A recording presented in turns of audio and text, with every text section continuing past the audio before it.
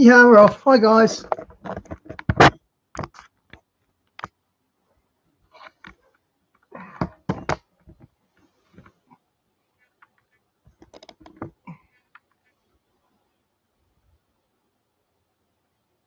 Complex. And by the way, George Hurt Walker Bush was.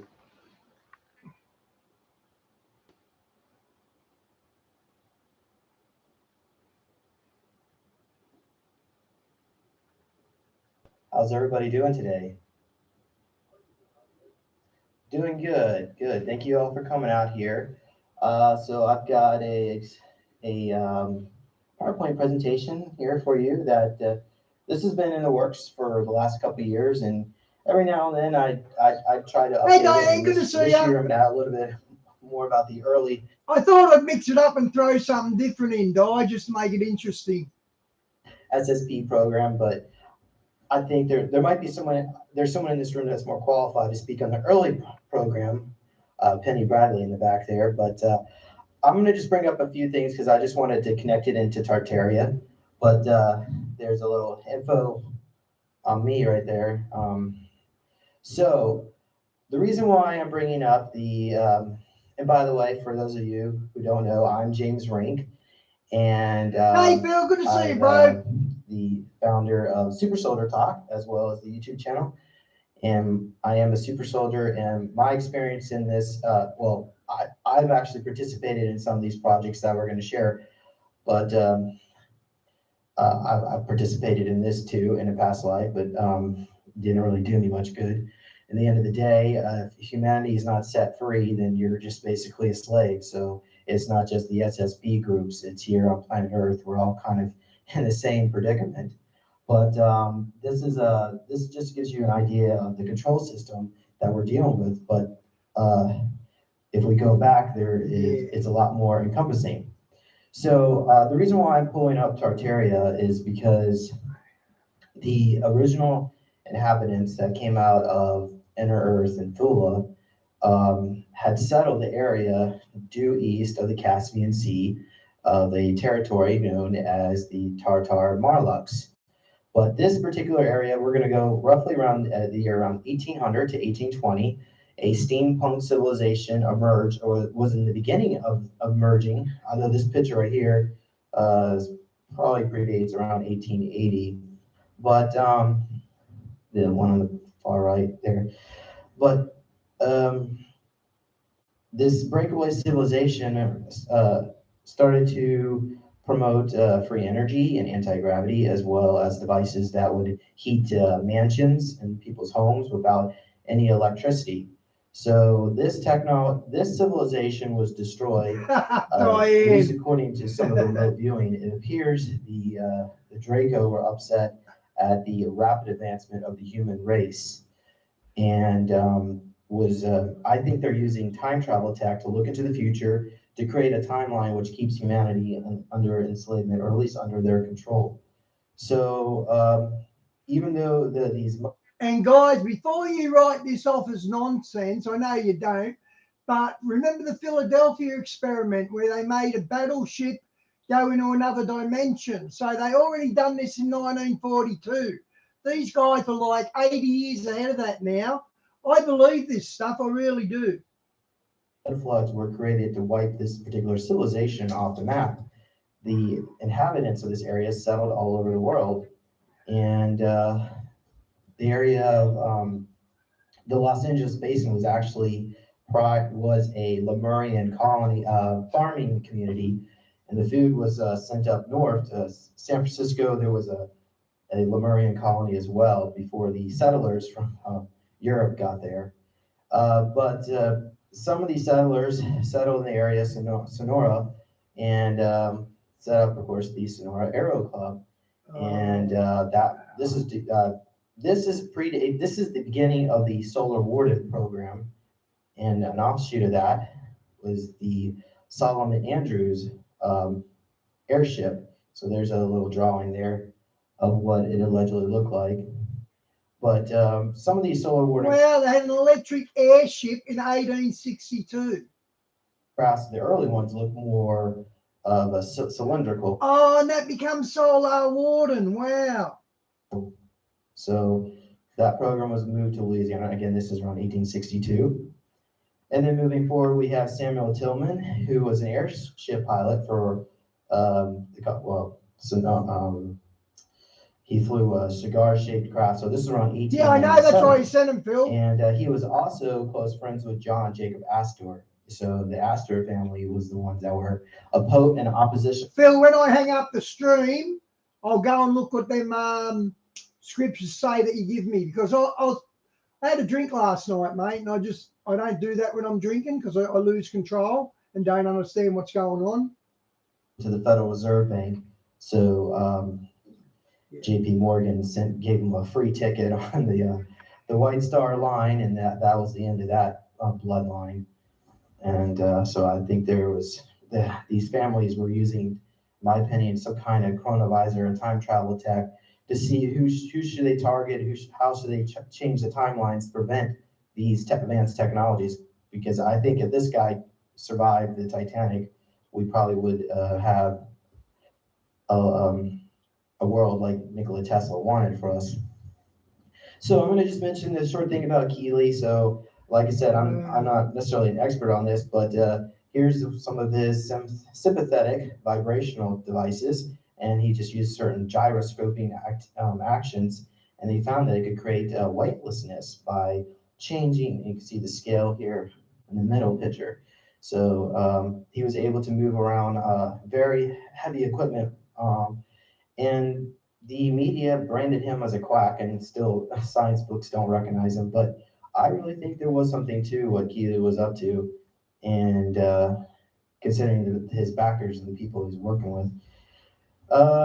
Frank Reed is just another publisher who had, these are fantastical drawings and images, fictional stories, accounts, but he probably did have access to some of these early secret SSP programs, but I didn't. My focus is on some more of the SSP aspect in that particular slide. So I'm going to move on here to Thomas Townsend Brown. So at least according to some of the research, so this project Winter Haven, I'm going to go in just a bit, but Nikola Tesla and the Dyson family were working together with the Townsend Brown to create electrostatic and gravitational motors, and which the images you see on the top were in the community where Townsend Brown lived. Those were some of the ships. I think that was part of the offshoot of Winter Haven. But Brown, he actually filed the first patent for the electrogravity generator called a gravitator. And that particular device was handed over to the U.S. government and the U.S. Navy to try to build a saucer craft. So it's rumored that he was stealing technology for the Nazis by Tesla's workshop. So I can't confirm that, but according to SSP insider William Tompkins, he later worked for the Douglas Aircraft Company. So the U.S. Navy basically shut down his funding. They claimed they didn't believe him, and then they just handed it over to Douglas Aircraft Company, and that also was funneled under Solar Warden.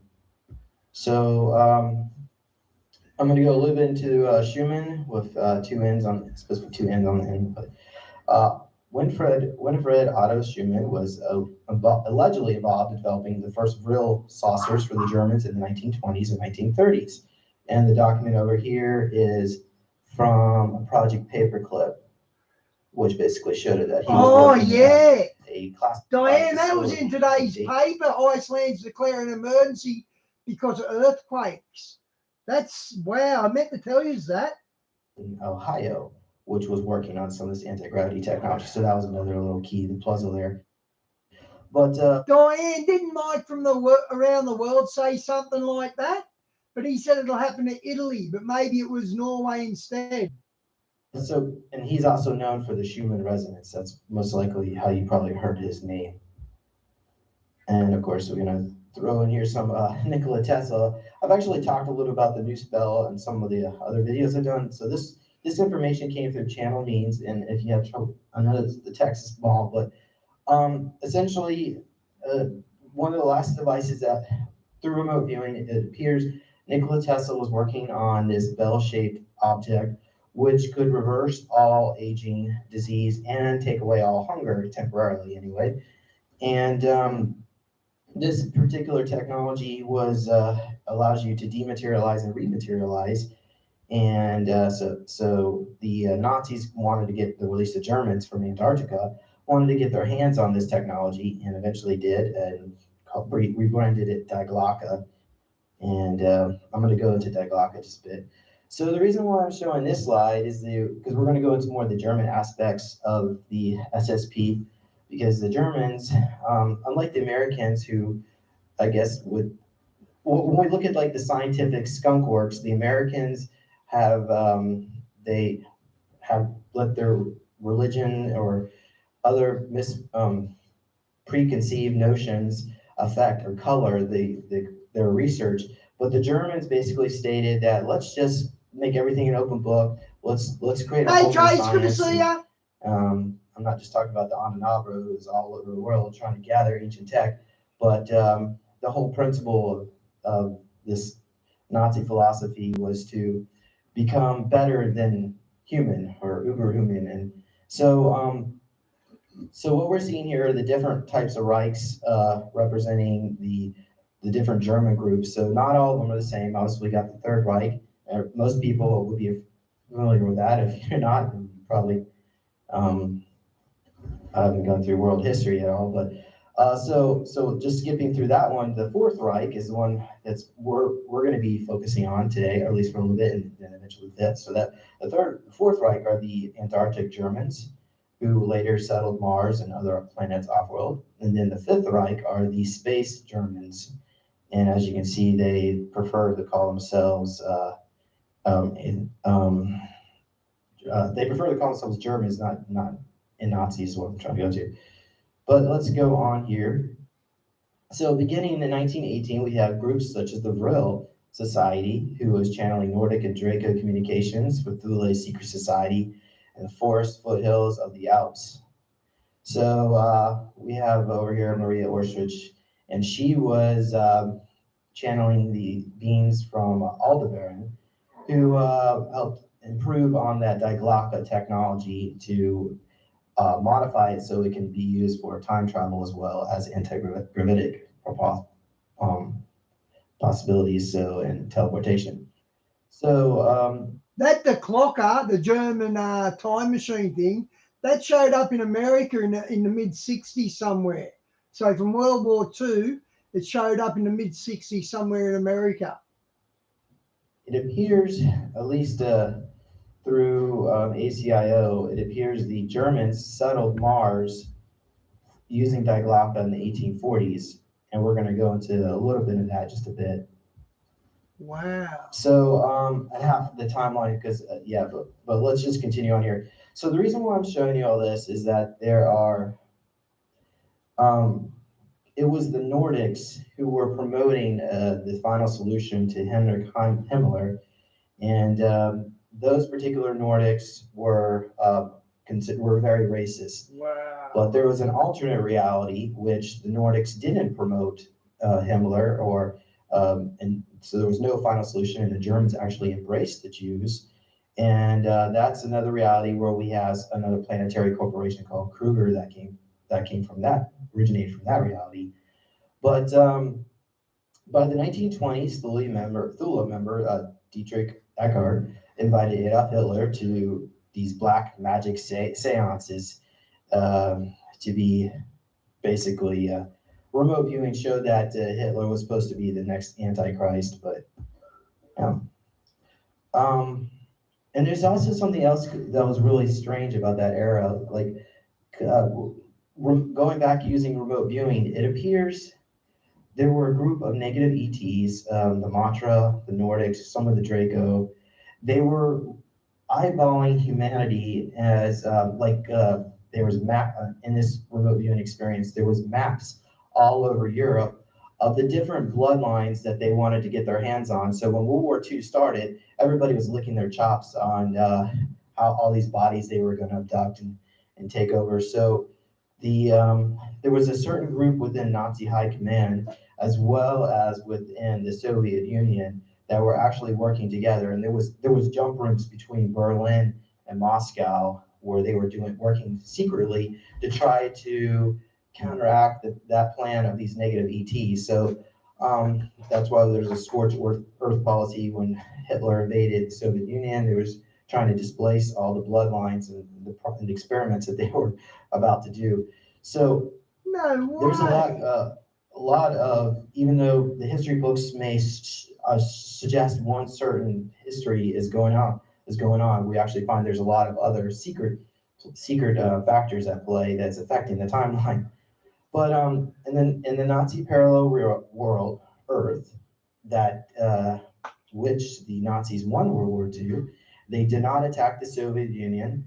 They also encouraged other nations to join. But I thought about this and God, right? Where is God in all this? If they got different timelines and different different worlds and that, and I lost where I was going with it. offering them advanced technology and for cooperation. Yeah, that's right. I was wondering how does God fit in all these extra planets and that. But I think if that's all true that there's other planets that people are living on, I think Earth is the centerpiece. Like Jerusalem's the centerpiece of Earth. If Earth is a central planet for God. That's what I think. If there is multi planets that people live on. Not necessarily for the koala, but for Man, the that come out Nazi bad. man, I guess you say. There was no interracial marriage unless you want to live in the camps. They blew up the Washington Monument, replaced it with 150-foot tall spinning eagle. And minimum wage, of course, they have Marx over there in the New American Reich. Actually, the ruling party is the ARN party, which is Aryan Reich Nazi Party, and which Trump is a very high member of. He's actually the Wow. governor of the East Coast region, the whole region there. What did you say But about Trump? there in the New American Reich. Actually, the ruling party is the ARN party, which is Aryan Reich Nazi Party, and which Trump is a very high member of. He's actually the Wow. governor of the East Coast region, the whole region there. But moving on here, so this is some of this stuff may be reviewed for people who've heard some of this presentation, parts of this presentation elsewhere, but you can get a Mercedes-Benz or BMW that had a 50,000 mile charge, only cost $5,000 off the lot. Of course, it'd be in marks, but yeah, East Coast was split up between the Japanese on the West Coast and so on. And then they also gave Nikola Tesla an unlimited budget. So in that particular reality, unless you're, like I said, unless you decided to live in the camps, most people are living in mansions, and life is quite, I guess you could say, pleasant for most people anyway. But I'm not here saying that they necessarily got everything right. It's not everything's perfect over there, but they did manage to take out Monarch from Paul Serene, and we're going to go into some of the planetary corporations later on.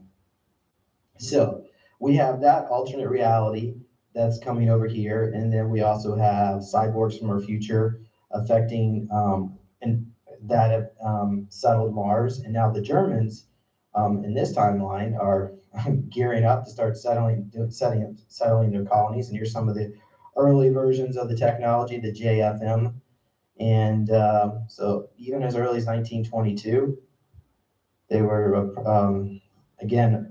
A lot of this was the extension of Tartaria and those the Sonora Aerospace Club. But by 36, Nazi integrated programs were Diane, that might be in regards to Chinese ghost cities. They build giant cities and no one lives in them.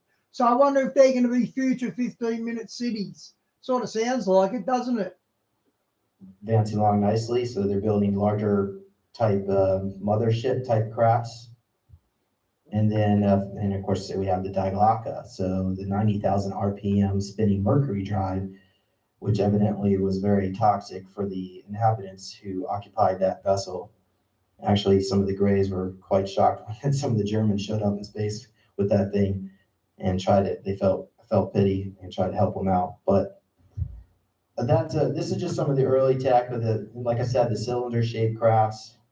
they like to later on Solar Warden would convert submarines because it's just simply all they gotta do is make it airtight and I put an anti-gravity drive on it. But some more of the early type crafts. So then we're going to roughly around 41. Let's see. I know they started building the base in 41. I'm not sure the exact time when they got permission, but the all parts of the moon are basically claimed territory. So you can't just go up there and build a resort. You have to ask permission for the beings that are in that territory. And there are no human. At least I couldn't comment if there were humans at least at this time when the Germans were negotiating. So they had to negotiate with some of these beings over here at the bottom right. And I believe Lunar Operations Command is located in the Jules Verne crater. But so they were given a 20-acre area by the Draco. The Germans were allowed to set up a base there. All right, so moving on here, we got base 211. So this was already being built out by 38, and by 1940, 30,000 people already living there, being serviced by German U-boats.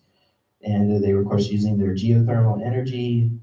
And I guess this is actually a map from that area. Okay, I haven't heard that, Diane.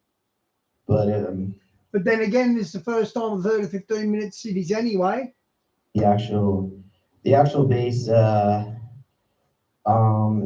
course it's located under the ice, and the German U-boats that they would have to go. All that has to be mapped out as they go through all the cavities and the under and from the ocean into the caves there system. But yeah, so this was all built out by, and of course, by 41, they're already starting to settling the moon. So Germany paid off all their international bank loans and were bartering with other countries in supplies at this time. They were also managed to get rid of their central banks. As a result, KZB banking law declared war on them. That's because the Germans were doing. Yeah, Phil, Earth's God's Jerusalem. Our Earth, if there is multiple Earths, we're the Jerusalem of the Earths. So successful by just getting rid of the parasitic bankers. That's partly why their economy was able to was able to afford to do this war. Also, by the way, there was another alternate reality where we never got a Federal Reserve Bank. And in that particular reality, there was no World War I in the United States, no World War II. And also, all the shops stayed small. It's like a little small mom and pop business. So we never got like this huge corporate culture. Yeah. But anyway, so let's keep rolling on here with some of these slides. Base 211, Antarctica. Well, that was interesting. There was a world that didn't incorporate the corporations, and their business was little mum and dad businesses. That's a weird culture. So near the end of the war, Hitler, realizing the Allied forces may win the Second World War, executed a contingency escape plan, allowing many Germans to escape to South America and Antarctica. When the war was going badly for the Germans, the new Schwabenlanders in Antarctica, as they call themselves, viewed Hitler as insane and decided against providing any war support as an air superiority, because they already had those flying anti-gravity, the Foo Fighters. So at that point, Hitler, I mean, he's still out there doing remote viewing. We see him on a dark ship vessel. He's wearing an admiral type uniform. But in this particular timeline, I think whatever role or position he has been negated. But I think he's also been cloned out and replaced many times. But moving on here, so at this point, we have General Eisenhower and Patton went to some of these underground Nazi facilities and were shocked at how advanced the Nazis were. And so I guess they decided, instead of trying to fight them, I guess just join them, I guess. So they gathered up the ones that they could get I guess, bribe and bring back to the U.S. and set up under Project Paperclip to, and this one over here is at Fort Bliss, but if a lot of these paperclip Nazis are down in Area 51, they're still, many of them are still alive, 120, 140 years old. But yeah, so to garner cooperation of the Nazi scientists and engineers, the cabal agreed to give Germany the equivalent of $1 quadrillion in debt forgiveness, as well as a Marshall Plan to rebuild the motherland. And so in 47, under urging of Nazi spy George Bush Sr., Congress set up senior, I think that's sheriff, the sheriff one. It was the senator, so the senior's father. Congress set up the Office of Strategic Service, or OSS, which was a precursor for the CIA to get a hold of advanced technology. And with help of George Herbert Bush, Wild Bill Donovan, and Alan Dulles, OSS, and Nazi SS merged to create CIA, and coined Project Paperclip and its Nazi counterpart Odessa. The CIA covertly transferred roughly 50,000 Nazi scientists into the American industrial complex. And by the way, George Herbert Walker Bush was a teenager at the time of Nikola Tesla, and he was actually in. Evidently, he worked in Nikola Tesla's workshop, and that's why the Curious George book series came from, was based on him, because he was always trying to get Tesla secrets and handing it over to the Nazis. Operation High Jump. So now we got an issue here. The U.S. thinks they just won World War II, and but they're going in these underground dumps in Germany and seeing this amazing technology, and there's rumors of a base in Antarctica, and of course I have a picture of this slide, and I think it's a 52 when all the crafts were flying over DC, but the Germans were putting pressure on the Americans for some kind of truce, but it would still take a while. But I guess the Americans were still trying to. They thought they could still use force, because essentially during World War II, the Americans could simply just outproduce the Germans, even though the Germans were more technologically superior. They just couldn't produce as fast, I guess, because we had so many factories and they weren't bombed out. But so we thought we could just go down to Antarctica under Operation High Jump, and the American forces were annihilated. Yeah. So at that point, they sent an expedition of 4,000 naval personnel and 13 huge ships, helicopters and airplanes. Australia was part of that fleet, Admiral Bird's fleet. Australia was part of that. I have a slide about that. Just next slide, I'll show you some of that. But the goal was to map the alleged goal, right? The official storyline was to map and catalog all the coastline of the continent, including minerals and wildlife, and other occupants that were living there. The entire expedition was the last 6 months. So, and then of course, what happens is, so the radio back. So there were certain coastal regions that were free of ice, and the water was 38 degrees. All right, so immediately after this event, the entire expedition was halted, and all the ships and naval personnel were made to return to the States. Yep. A ceasefire was initiated, allowing the Nazis time to fortify their defenses. The Nazis had advanced technology, but their fleet of anti-gravity saucers were too small in numbers, as well as their population, to fight the entire world. As a result of this mission is still classified, and only Admiral Bird, who was interviewed by a Chilean journalist on his trip home from the expedition, commented on the sudden return home. He stated that there was a danger which this expedition had encountered that posed a threat to every nation in the free world. Okay. So the Antarctic Germans got their breakaway civilization entrenched down in Antarctica. The Americans are powerless to do anything about it. At this point, Eisenhower is all worried about what's going on with the Antarctic Germans. They're infiltrating the American Republic. And so between 45 and 48, the Nazis began infiltrating the all-world governments, and the Nazis made an oath to resurrect the Fourth Reich in America. Together with Nikola Tesla's technology, stolen loot, and secret police force headed by George Bush Sr., the Fourth Reich forged their master plan and final solution. So they're still working on that one, but the martial law and all that. But I don't see that happening. they can try as they like, but it's not going to happen. This part though, so Roswell UFO crash took place, and alleged media leaks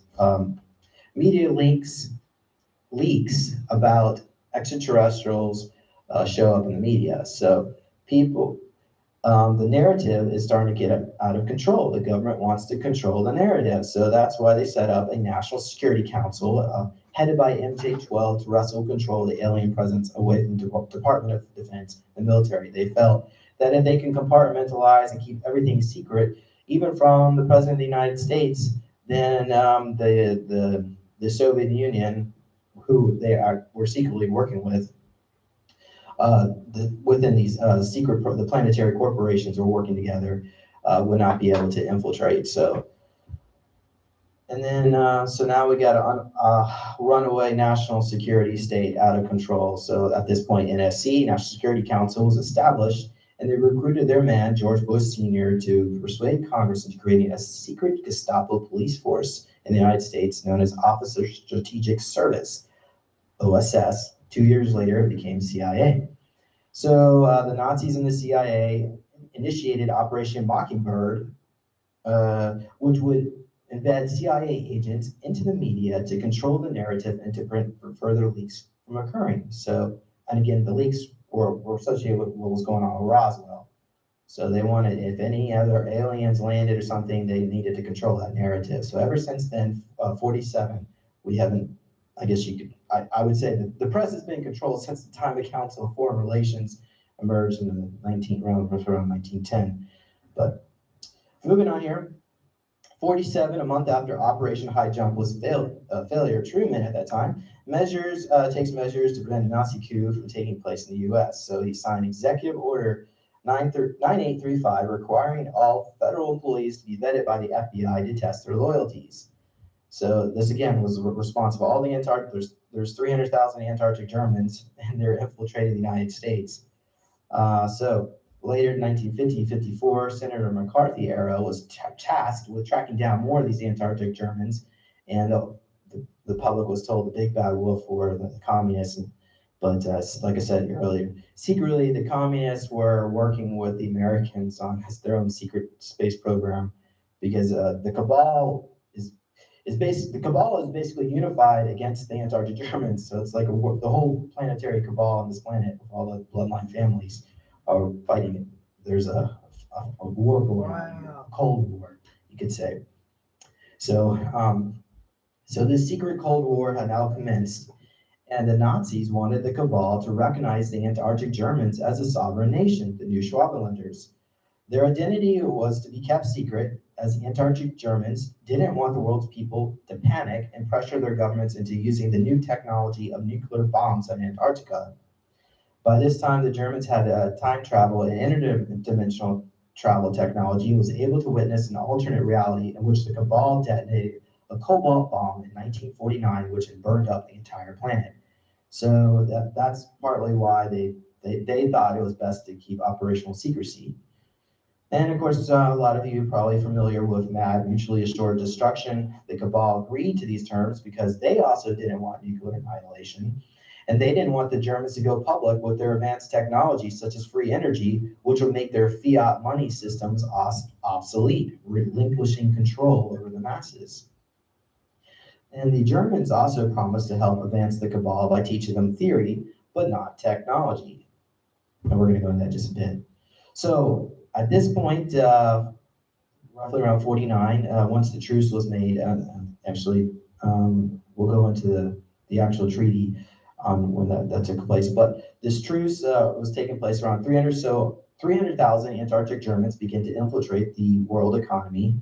The cabal allowed the Germans to become embedded into thousands of corporations, Ivy League schools, defense contractors, research hospitals, banks, and so on, even all the way up into the federal government. And so these Germans would be given a fast track to upper management. A joint venture was now in the works, but peace would be uneasy. So let's go to 47. The Germans are starting to build out their 20-acre moon base. codename Lunar Space Operations, Lunar Operations Command. Lunar Space Operations is the U.S. Navy Army version of that. I've seen that German moon base on the moon, and it's in the shape of a swastika. The building's the shape of a swastika. Facility. They come on play much later. But as per the agreement, the Germans agreed to give the Draco 225 females and 25 refusal rights for the new territory, limiting what technologies the Germans were allowed to have access to.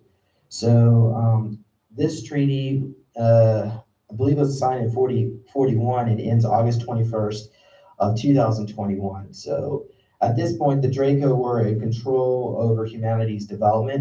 They're the ones who decided whether or not humanity could have free energy, anti-gravity, and so on. And so instead of humanity in general having it, the Germans could have it. So they were allowed to have it in exchange for Germans helping abduct humans and giving it over to the Draco. So they would freeze these women, the Draco that is, and bring them out of stasis to mutilate, traumatize, or kill them for whatever experiments they were testing on. The ones who survived would have their memories erased due to memory alteration technology, and this began a very dark, slippery slope of trading, basically human trafficking on planet Earth. Even though it's been going on for much, much longer, this was basically where the treaty began, allowing where governments agreed to allow humans to be abducted off-world in a treaty.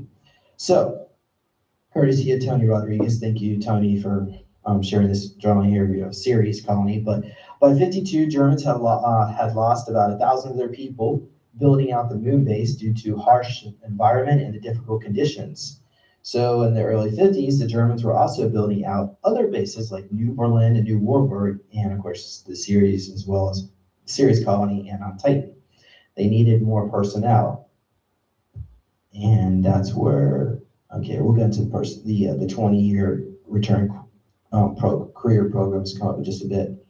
So I can't necessarily confirm this because I don't remember what Mars was like in 1450 or whatever, but this information was sourced from ACIO, so depending on whether you consider that a valid source or not, I'm going to go ahead and share it. But according to ACIO, Mars was colonized in 1450s from cyber-life cyborgs from our future. In the 1950s, Germans time traveled to Paradise Mars 1863 and set up colonies and began enslaving the local cyborg populations. And then the cyborgs wanted to have their own rights similar to humans, but they were treated as a sub-race. So the cyborgs decided to destroy everything they didn't like, including the Germans. And at that point, the cyborgs responded with a cobalt bomb, which destroyed the environment in 1900. And at that point, for about 50 years, Mars was an absolute ecological disaster. But there is an alternate reality. The cobalt bomb also opened up portals, allowing you to go to alternate tropical paradise Mars. Wow. From 1900 to 1950, the environment on Mars began to slowly mend itself, but was still an extremely harsh climate. The air was very breathable, similar to a warm day at 8,000 to 9,000 feet, with thriving and, well, I wouldn't necessarily say thriving, but there were some ecosystems there.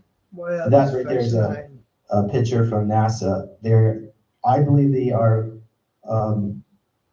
color grading this to look more black. If you actually were to look at some of the high resolution images and zoom in, there's some areas that look really green. So I think there are some areas on Mars. Apparently there is some areas where the air is, it feels like a cool, brisk day, but at night you can't survive. So anyway, NASA is lying about the Martian atmosphere, which they claim is 96% CO2, trace amounts of O2. And but actually, the sky is a very light blue tint, and most of the pictures are being photoshopped to be more red. So, yeah. All right. And for soldiers on Mars, they would wear patrol suits or biosuits that had pellets that would spit out, that would convert CO2 to O2. And they spit these carbon pellets out the back of their suit. Okay, some more life forms here. This is courtesy of Tony Rodriguez. So some of the Antis species, but there's reptoids, a race. There's the Matra on Mars, and there's also a group of native Martianers that have more of an olive skin complexion. They follow a Hindu type belief system. But those humans, Okay, so they have religious systems. That's interesting. Martian humans rather, are very shy and nothing to do with the Germans who were settling. So at this point, in post-war Mars, the Germans began to fight with, have territorial disputes to gain their own territory with these spider-like life forms, as well as the mantis. And there were also giant grasshoppers in the equatorial region, as reported by Andrew Visaggio. The cobalt bomb left an open wormhole to the year 1550 on Paradise Mars that was causing people who lived underground and at the time to lose their memories. By 1950, Mars was safe enough to be inhabited again, provided all living structures were built underground. Initially, settlements were built in the equatorial regions of Mars, but moved to a more northerly and southerly latitude in ancient lava tube systems. HQ of the MCC is Ares Prima. Equatorial Mars was often plagued with huge electrical storms that would wreak havoc on electronics. And that was, I guess, for the early settlers, they had to deal with that. So that's why they moved to more northern latitudes, even though it's colder. It's just a more stable environment. During this time, the Nazis lost 17,000 troops of the fittest and strongest stock off-road. Again, this was drawn from the 30,000 Antarctic Germans. So now 17, that's roughly 5% of the population. So they needed more recruits. So what better way to get more recruits is maybe pressure the Americans to, they're already exchanging technology, but why not exchange slaves? So at this point, the Germans began to put pressure on the Truman administration with a flyby in 1952, July 52. This is one of the more famous UFO sightings right over Washington, D.C. So these were alleged to be German spacecraft. And at that point, the cabal knew they had to set up a treaty. And this took place with despite the treaty, the cabal was uniting against a common enemy. And again, remember I told you earlier, the U.S. was giving away nuclear secrets to the USSR. And that's when, 1949, the Soviets tested their first nuclear bomb.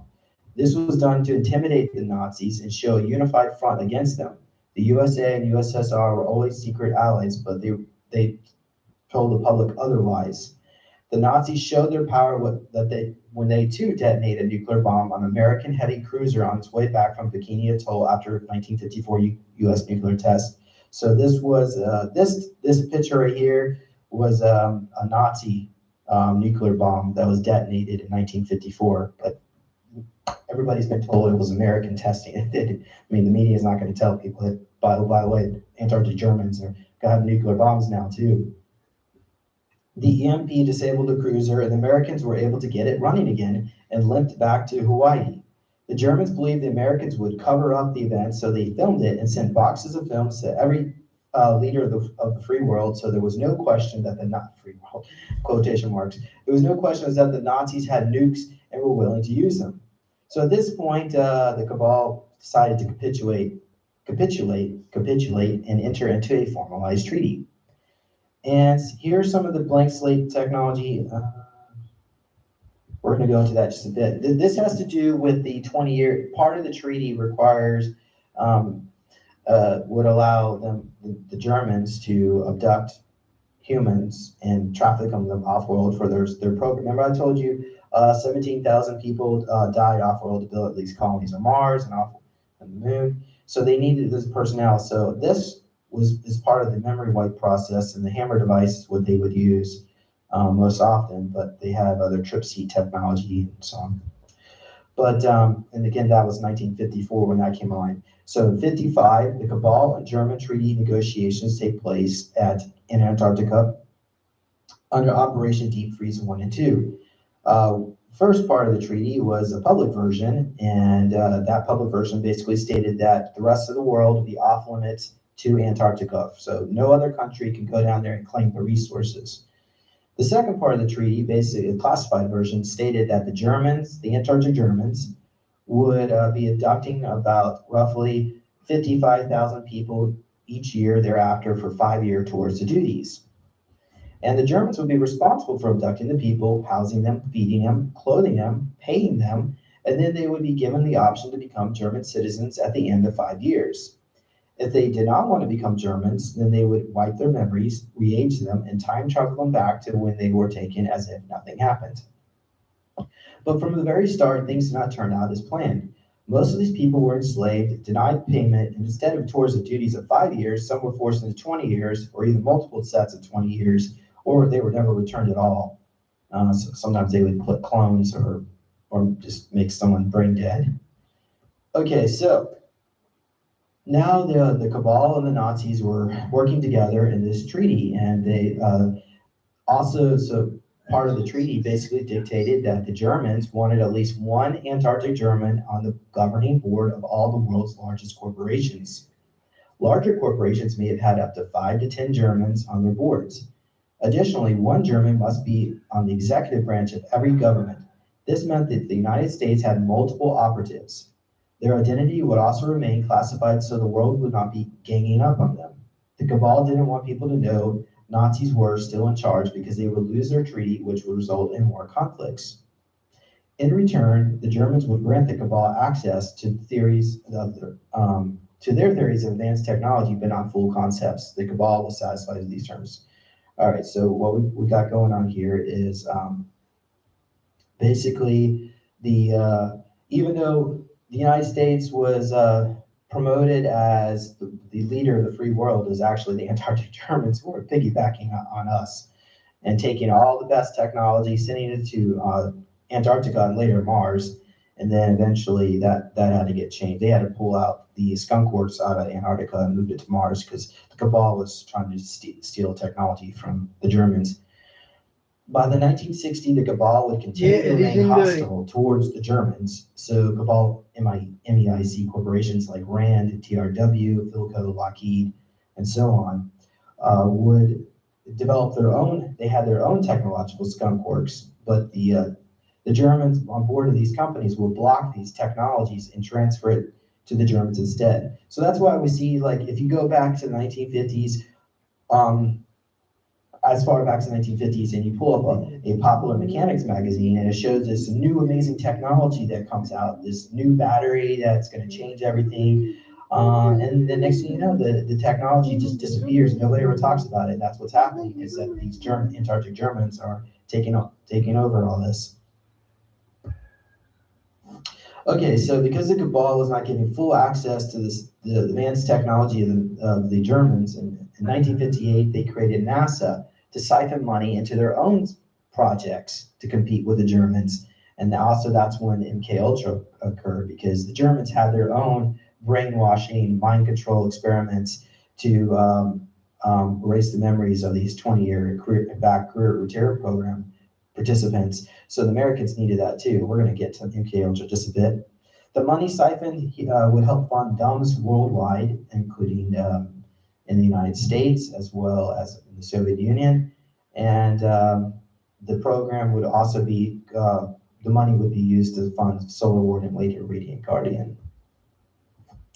As I said earlier, MK Ultra, that's a time when the Fourth Reich was busy advancing mind control. So MK Ultra is that response to what the Germans were doing to keep on top of their program. In the 1960s, the Antarctic Germans built a second base in Antarctica. Task groups were created to expand out into the solar system around Ceres, Moon, and Saturn, the Kuiper Belt, and the Oort Cloud, and they even would time travel back 400 years into the past to settle planets all around the Milky Way galaxy. Over 3 billion people now live off-world under various German SSP groups protected by Nachtwaffen, which translates into Starfleet. So I've been told a lot of these people are now being kicked off these planets because of all the atrocities the German groups have done. there are other beings in the universe that are not very happy about all this, and they view humanity as an infection, us as into the rest of the universe, and so they're being kicked back into this solar system. But I can't necessarily confirm all that. In the meantime, so now we've got the Nazi breakaway civilization, Nachwaffen, and here's some drawings of some of the starships. And I know it looks similar to what you see out of Star Wars, but some of these vessels can be up to 20 miles long. When they need to build a new battle cruiser, for example, they would simply place an order, and a team time travels back 20 years into the past and completes the order instantly from the perspective of the buyer. So it doesn't take very long to put together these type of huge machinery. It's not like 20 miles long, these spaceships, and that's what Stargate does. The series Stargate has all this technology. I completely believe this. The only thing I have, like I said, fit in where God fits into all this, like what happens with judgment on other planets. But other than that, I'm pretty convinced this is real.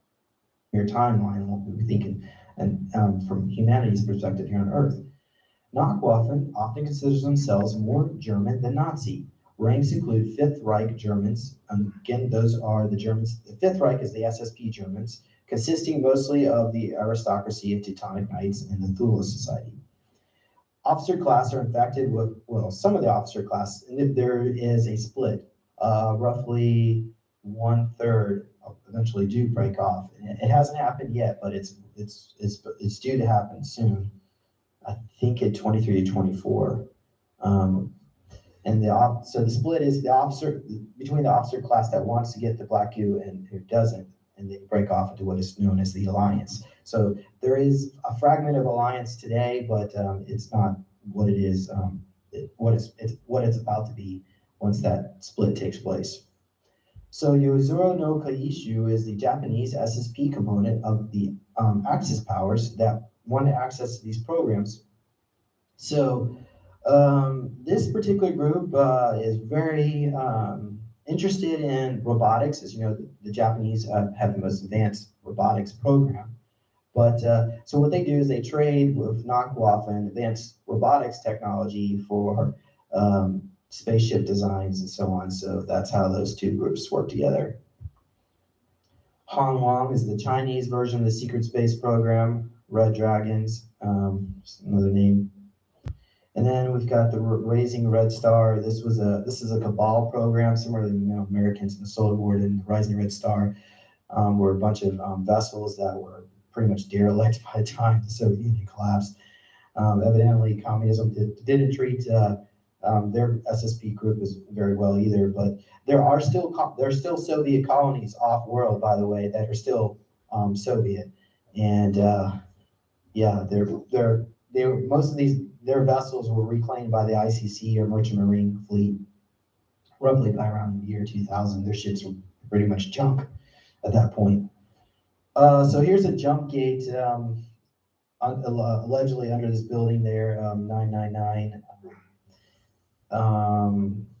Okay, oh yeah, there it is. Pacific Highway next to LAX.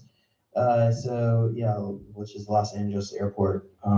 So that jump room is connected to another facility in New Jersey, and I wouldn't be surprised if Langley, CIA Langley. There's a proof. Go woke, go broke. Yeehaw! And jump rooms on Moon and Mars. There's also a Hilton Hotel next to this building. The Hilton Hotels. I may have a slide on this for later on, but the Hilton Hotels also have jump rooms and portals, which allow the elite to travel and do their rituals.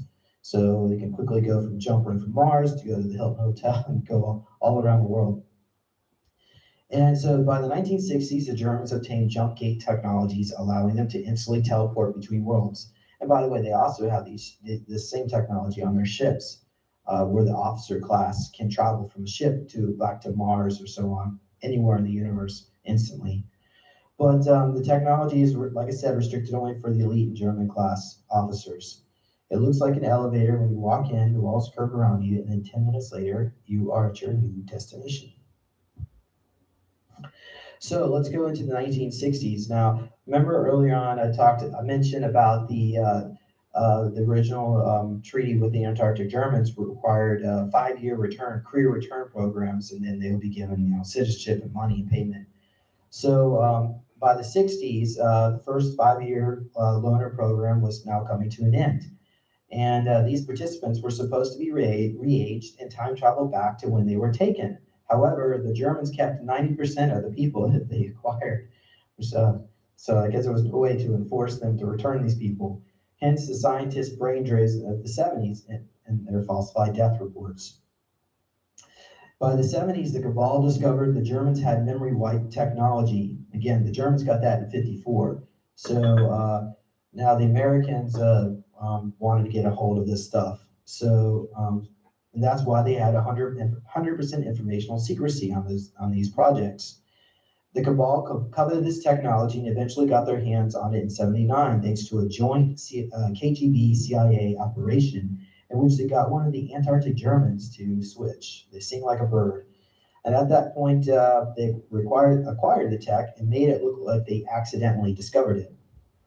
And that goes with, so the Germans are not happy because the treaty basically states the Germans are in charge of theory, but they're not supposed to give them technology. And so the cabal basically outright stole from them. So the retaliation was to destroy the Challenger space shuttle and the cooling towers at Chernobyl. At that point, the Germans removed all manufacturing RD off the planet and to Mars, and later other off-world from there. The Germans were very worried a cowboy president will retaliate with nukes, so they sent a brown paper package to Reagan and Gorbachev with an old 79 non-operational memory wipe device, which by the late 80s, the cabal was able to reverse engineer and incorporate into their black projects. Wow. In 1972, the 25-year Draco first refusal rights had come to an end.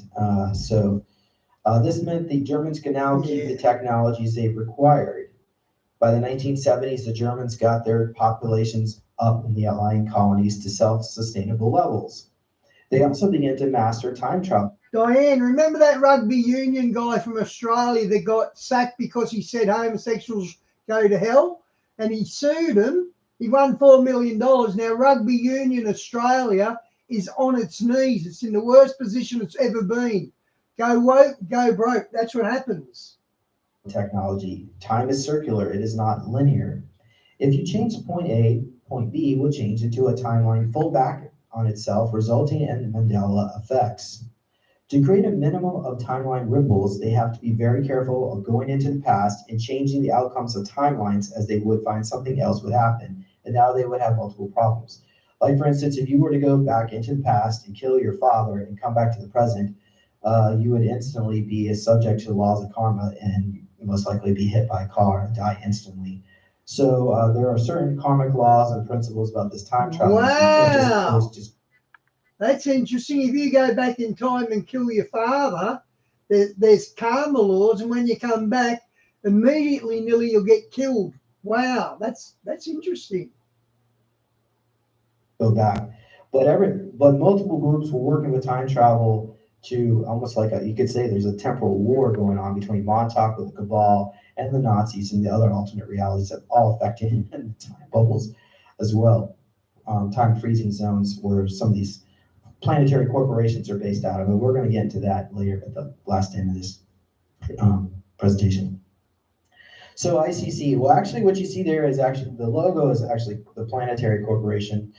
Alana Elka here is her code name. She's explained to me that ICC and planetary corporations are two separate groups. The logo there is for planetary corporations. I don't have the logo here for ICC to show you, but these the planetary corporations would be like Lockheed Martin, TRW, Rand Corporation. So these are cabal-controlled corporations. So just think of planetary corporations synonymous with cabal. ICC is just another operating arm of the other sub-colonies of MCC, and there's also the Ceres colony and other asteroids on Titan as well. But so these are two separate groups, but ICC was created around mid-70s, tasked with running Lunar Operations Command on the Moon and the Mars Colony Corporation. ICC policy would be dictated by a group of 7 mobster families known as the Triumvirative. Wow. Did I not say it right? Triumvirate. Triumvirate, thank you. That's it. The ICC also established the JDCF, or the Joint Defense Command Force, which oversees the military branch of the SSP. So just think of JDCF as like the policing force for ICC, but there's also other groups, subgroups underneath ICC, like MDF, which is, but we're going to get to MDF in just a bit. MDF, or Earth Defense Force, now Space Force. So JDCF, JDCF oversees those particular groups. Its headquarters on the moon, but they had training facilities on both the Moon and Mars Colony Corporation headquarters at Ares Prima, where they are subcontracted do mercenary work for Kruger military contractor. Americans could participate in these forces, but the Germans maintained control over these programs. And so that goes into a little bit about Mars Defense Force. So over there's Captain Randy Kramer, who was in the United States Marine Corps Special Section. So his group was embedded into MDF. Again, like I said, so that as an American, they did allow American forces there, but the Germans controlled MDF still. So by the 1970s, Mars required much military and security personnel as the planet was ravaged by fierce territorial battles between these insectoid and sentient reptilian races. Wow. And again, there was also the Matra as well, but I guess the Matras are considered a bunch of weaklings, considered of an 8-foot tall cyborg. But Mars Defense Force and private military contractors such as Kruger were tasked with exterminating and clearing the native fauna to protect human settlements. Kruger uniforms were light brown color with yellow lettering on them. The Mars Defense Force used digital camo that was actually a mesh uniform that had a metal mesh in the fabric. All right, so let's move on to intergalactic expansion. So now the ICC, which again is the umbrella for MCC and these other colonies off-world, has over 100 colonies under their wing, and as well as industrial facilities on the moon, main asteroid belt, Mars, and other moons and bodies in our solar system. They also have ongoing trade agreements with almost 900 civilizations and operational bases in almost all 53 local star clusters around us, but most are our observational outposts. Guys, I'll just jump to something and show you something. Andrew Bassianzo, he talks about the chronovision. He used chronovision to see Christ's crucifixion, apparently.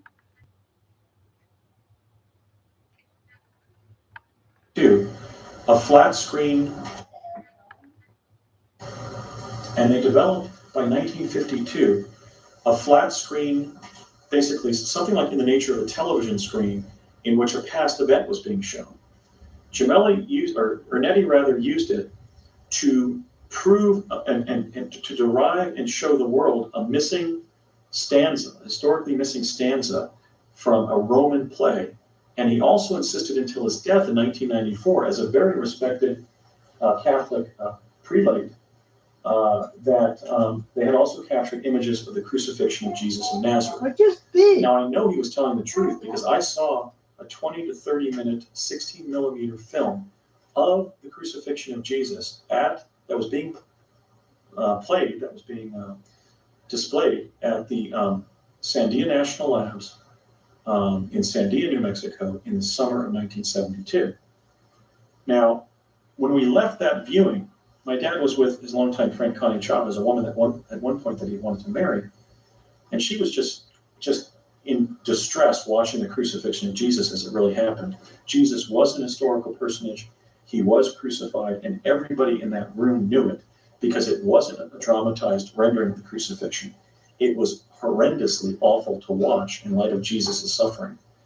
And we could tell based on our understanding of the 3 New Testament accounts of the crucifixion of Jesus of Nazareth that it was a real event and not just some purported event. I mean, you have David Icke claiming that the Bible was scripted by the Piso family in Rome.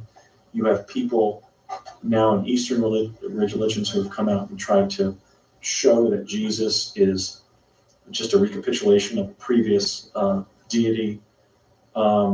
My position is that what we were watching was a real crucifixion. Do I know it was Jesus? Well, 600 Caucasian men, roughly his age, were crucified by the Roman Empire within 3 years of his alleged death. It could have been somebody else, but everything that the New Testament depicts about the execution of Jesus of Nazareth was in that film.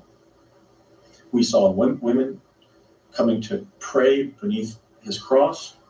There were 2 other crucifixion victims behind him on hillsides.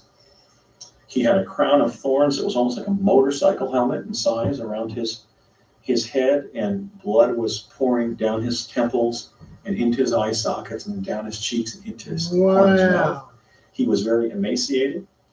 He was about my height, which used to be 5'10", and looked like many of the medieval paintings of Jesus. The women were chased away by a Roman centurion.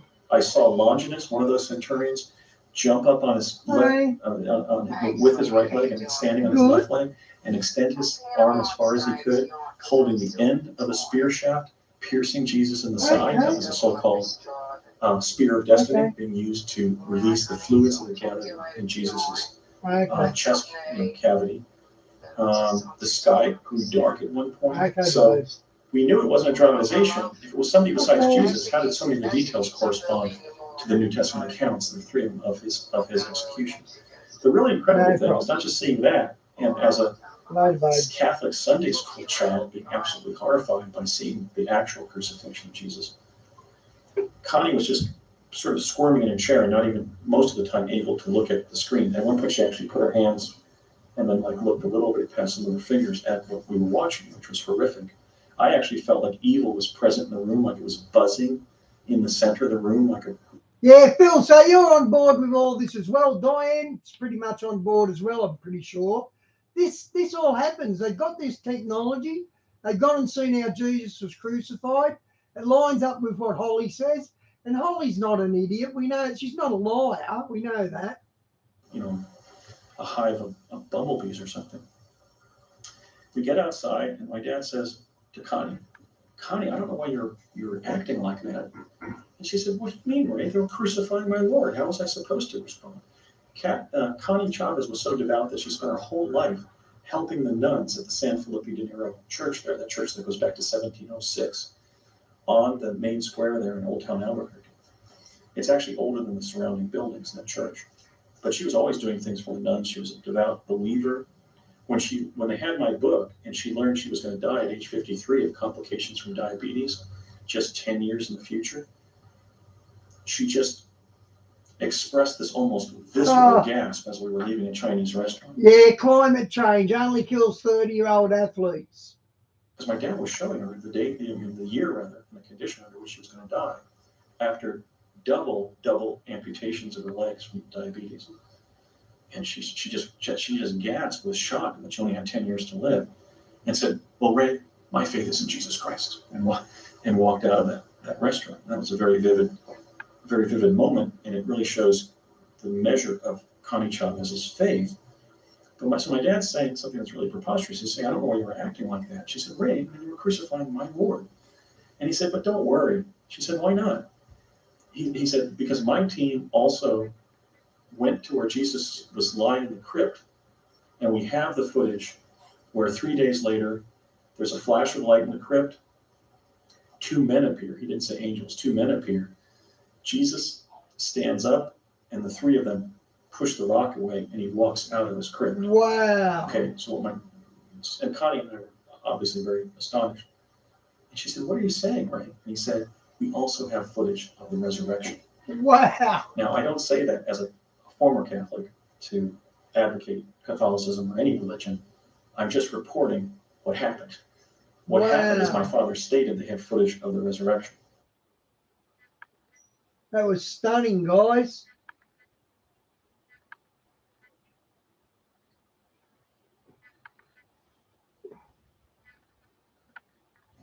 The ICC has cloak stations currently in our galaxy.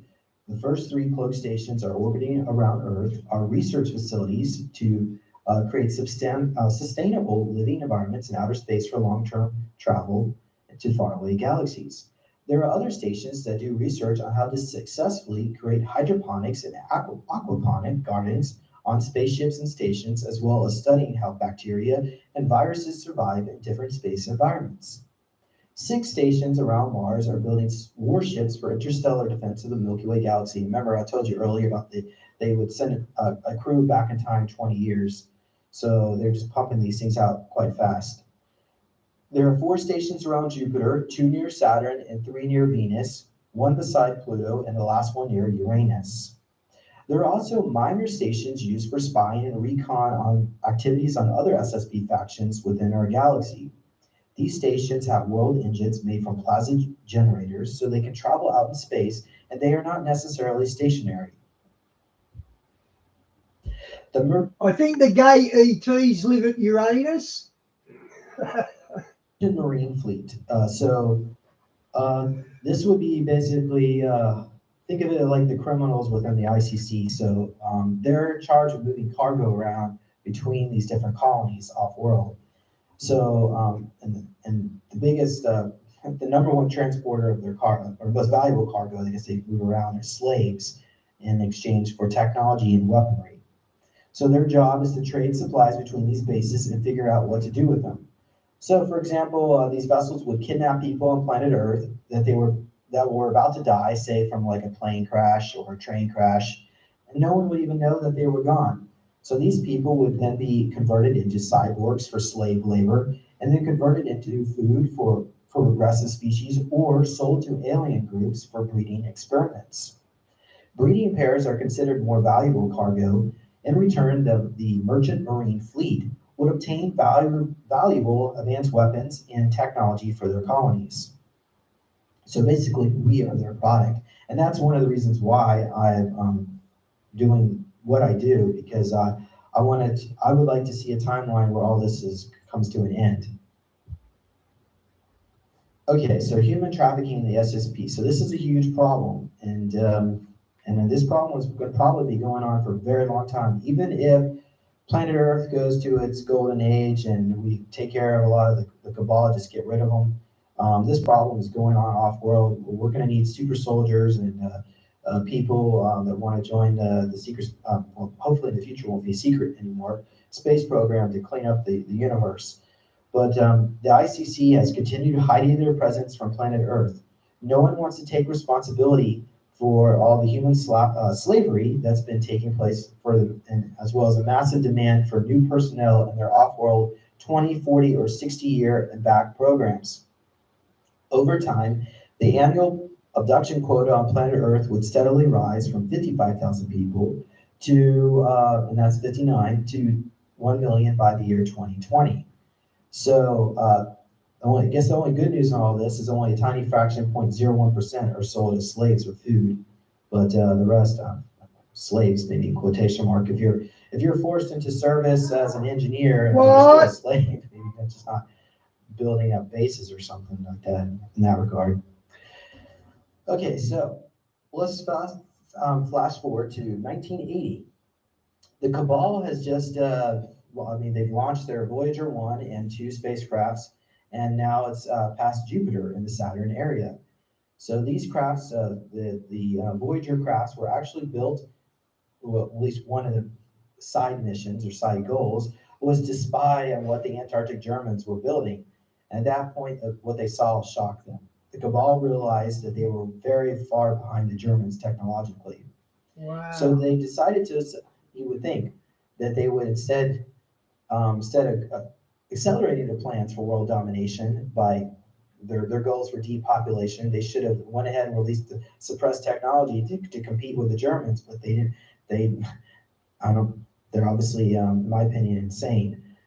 The Cabal does not want humanity to awaken, as advanced technologies would make central banks and fiat money obsolete. So they don't want to lose control. That's what basically all comes down to. In 1980, the Cabal briefed Reagan administration about the ICC. During this time, the Cabal were setting up their own secret space program under the cover name of SDI, also known as Strategic Defense Initiative, aka Star Wars. This SSP group would call themselves Solar Warden. Solar Warden existed before this time, but they branded it Solar Warden at this time as well. Probably best way to look at this slide. Enlisted officers included participants from all nations that had a cabal-controlled central bank, but upper management was drawn from Naval Space Command. Solar Warden Space Fleets, Secret Space Fleet was also formerly called the Project Mayflower. And if you were to look in old documents for that time, they would actually call it DSF or Deep Space Fleet. So that's the technical name that they called it, not the Secret Space Program. That's what I guess we just call it here now. But Solar Warden, they existed prior, well, not May, it did under a different name. William Tompkins mentioned that the Americans got a hold of German anti-gravity craft schematics during World War II. NASA scientist Werner von Braun worked with the Germans to help build out the 20-acre moon base as well as secretive rotating space stations serviced by Solar Warden. So we have, of course, he was Project Paperclip. Antarctic, so the Antarctic Germans are sharing the technology. At this point, the treaties are now becoming solidified and they're sharing more technology. According to Gary McKinnon, who hacked the NASA Star People's files in 2002, it was found that the American side of the SSP would be called Solar Warden and operate under the U.S. Naval Network Space Operations Command, based at Area 51 at Pine Gap, Australia. Solar Warden also works with LOC, Lunar Operations Command, which operates the Earth Defense Grid from 3 sites on the dark side of the moon. The first Solar Warden vessels were roughly built around in the 1970s under massive underground shipyards near the Wasatch Mountains of Utah. And over here we have the Tomahawks that William Tompkins drew out. So that was from the original Apollo 11 astronauts. That's what they witnessed. Actually witnessed, not the footage that were shown. That was filmed on the 2001 Space Odyssey lot in London, and also out in the desert. Yeah. In the desert. About 11 o'clock. They would around there, convert submarines for spacecraft with a temporal drive based on principles of quantum entanglement between certain isotopes. Okay, mate. And if you don't understand what that means, Love neither do I, but I'm sure they got the brightest scientists on that. Their largest craft is 1.2 miles long, and their fleets include carriers, fighters, triangular shuttles, research vessels, troop transports, as well as hospital ships and supply ships. So they're tasked, Solar Warden is tasked with securing the area between the Earth and the Moon, because there's way too much stuff going on out there. Wow. And that's going to be the difference, because I also mentioned Radiant Guardian, Radiant Glory. I'll have a slide to show you in just a bit. Here's the Solar Warden vessel. And again, like I said, they just convert the submarine, just add some anti-gravity onto it, and you got a space vessel. So we got 1990s, Solar Warden's fleet was divided in half. Again, remember, Solar Warden is controlled by the Cabal. Yeah, that's what I mean, Diane. It was a practice run to get control of us, and they controlled us like sheep. And their ranks would be many people, Europeans and Americans, and the actual language is spoken. It varies based on your nationality. But typically English was the main language. Yeah, Diane, sure it was an accident. Solar Warden would control the region from Sounds like it's been shot down. To Mars ring asteroid belt, and then Radiant Guardian would be tasked with controlling the region from Mars ring to the end of our solar system. So I got over here a map. So right between Mars and Jupiter would be that's Radiant Guardian, and everything beyond that. Solar Warden, and then everything behind Mars outward would be Radiant Guardian, all the way up to the Oort cloud. So these guys would patrol these areas, make sure they've got the supplies, make sure there's nothing going on that shouldn't be, and for example, if there was a orbital problem, like a comet asteroid, so that's their job. All right, so, and we also have another group here, the Federation. Federation is known as also known as the Intergalactic League of Nations. On planet Earth, they interface with the UN. They are a group of ETs that oversee and enforce the protection of underdeveloped species, which they consider us for a long time. And it's also why the Draco are hiding their presence. This is all tied to ancient wars between the Draco and humanity, which resulted in the destruction of Atlantis and Lemuria. Many within the Federation do not want to get involved, as they view the situation on planet Earth to be so volatile. And they plan on announcing themselves to the public roughly around 2024, though the negotiations are in works to hold out to 2034. In the future, we're going to have more of a council type government. This particular president is not necessarily going to be coming back as you think. DC is going to be turned into a giant museum, and they're going to move the capital, and we're going to have, and all countries are going to be converting over to alliance type, council type government in the future when disclosure takes place. Around 1990, the Antarctic Germans have moved the bulk of their operations to Mars. They also acquired new property on the moon, so they would not have to be as close to the Draco. As I said, remember we just discussed earlier how the Draco were acquiring all these female abductees for whatever experiments they were conducting. So there was a lot of negativity going on, and so the Germans were relieved to be free of the Draco at that point. The treaty with the Draco stated that if they evacuated their base, they would need to find a new tenant. So they gave the space, the Lunar Operations Facility, to the Cabal. The Cabal paid for this moon lease with 25,000 ground troops so that the Germans could use them on Mars to expand their territories and for border control.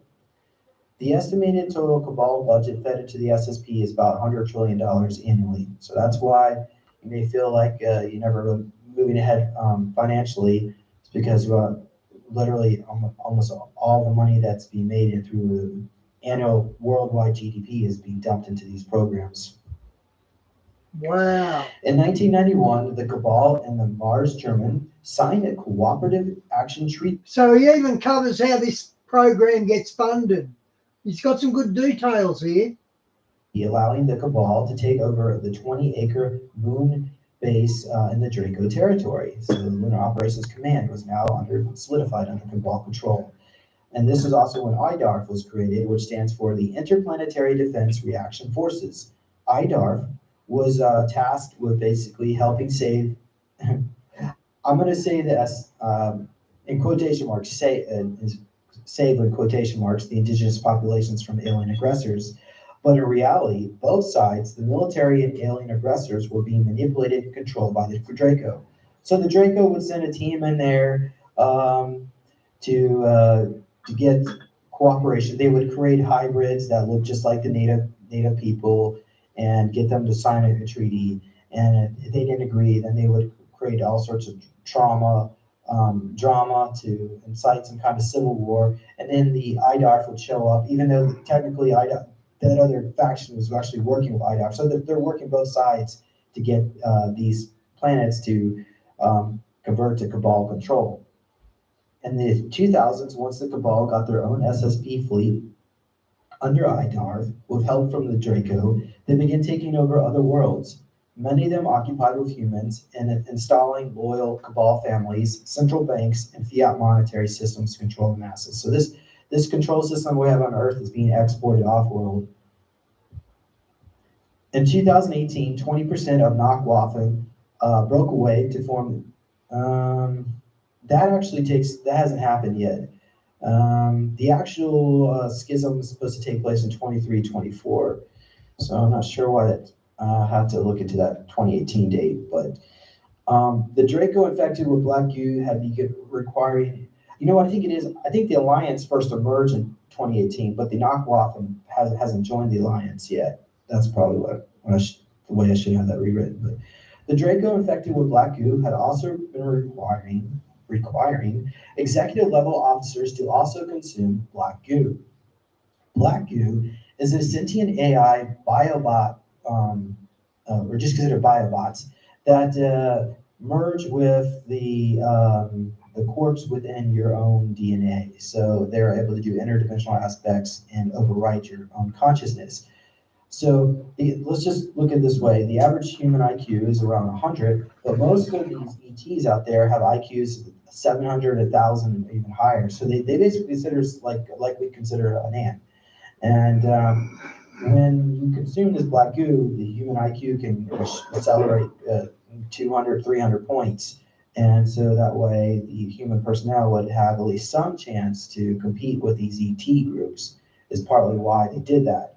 But this black goo overwrites your consciousness so that you become more cruel, negative, and unemotional. And so there were some members of the officer class who didn't want to do that, because once you become infected with black goo, this human slave continues on. Nobody wants to do anything because everything's being controlled by this AI. The Alliance works with Earth Alliance, which protects planet Earth. Unlike the Earth Defense Force, which reports to ICC, the Earth Alliance reports to the Alliance.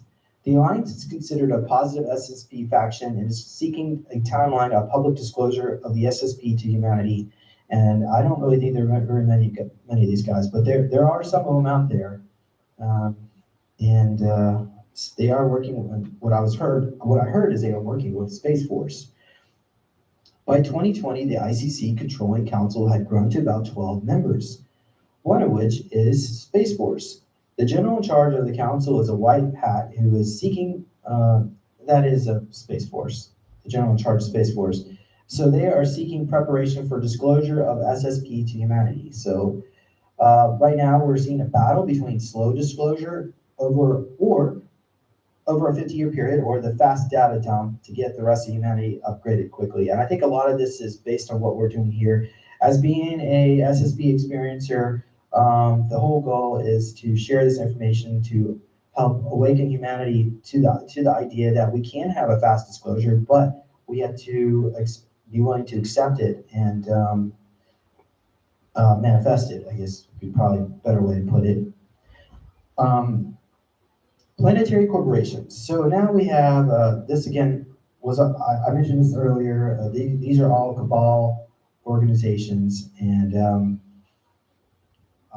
not just military MIEC, but we're going to go into some of the more nefarious planetary corporations. And most, I would say, most are not working for the benefit of humanity. On April 26, 2020, we had passed a planetary egregore, which caused some of the old negative timelines and control of these groups to fade away. The reason why I bring that date up is because Monarch is in a time loop right now. They are going back in time to 2020, roughly from April 2020 to April of 2000. They have been going back and back in this time loop to try to reset the timeline in order to alter history so that they come out on top, but it's not working. And so they've already gone back into their time loop, and we've been separated. But what you see there is Kevin Spacey, and he is the clone of Paul Serene, the head of Monarch Solutions. So Monarch is responsible for pretty much everything bad on this planet. They're implicated for human trafficking, sex and mind control experiments, as well as chemtrailing the public and chemicals, as well as the biobots made on laboratories on Mars. Okay, and what's the point for chemtrail? And he didn't say yet, has he? So this was a group that broke away from Atlantis dating back to 6,000 years ago, and their dumb is underneath Toronto. But it's actually... Phil, I remember when I first heard about the reptilians, and I thought it was absolutely ridiculous. But it is true, there is reptilians. Quite larger than Toronto. It spreads all the way into the US. Another group we got is the Mobius Corporation. So they operate outside of reality and in pocket reality. They work closely with Monarch, seeking to enslave humanity using proxy groups, corporations, secret societies, and the money system. Mobius is led by Kara Sandman, and right there, pictures or clone in this reality is the actress Cara Delevingne. Clone. Umbrella Corporation was founded in 1876. And again, as I said, these are all the different planetary corporations, at least the ones that that the biggest players that I think you should know at this time. So Umbrella deals with biological, chemical, and biochemical warfare.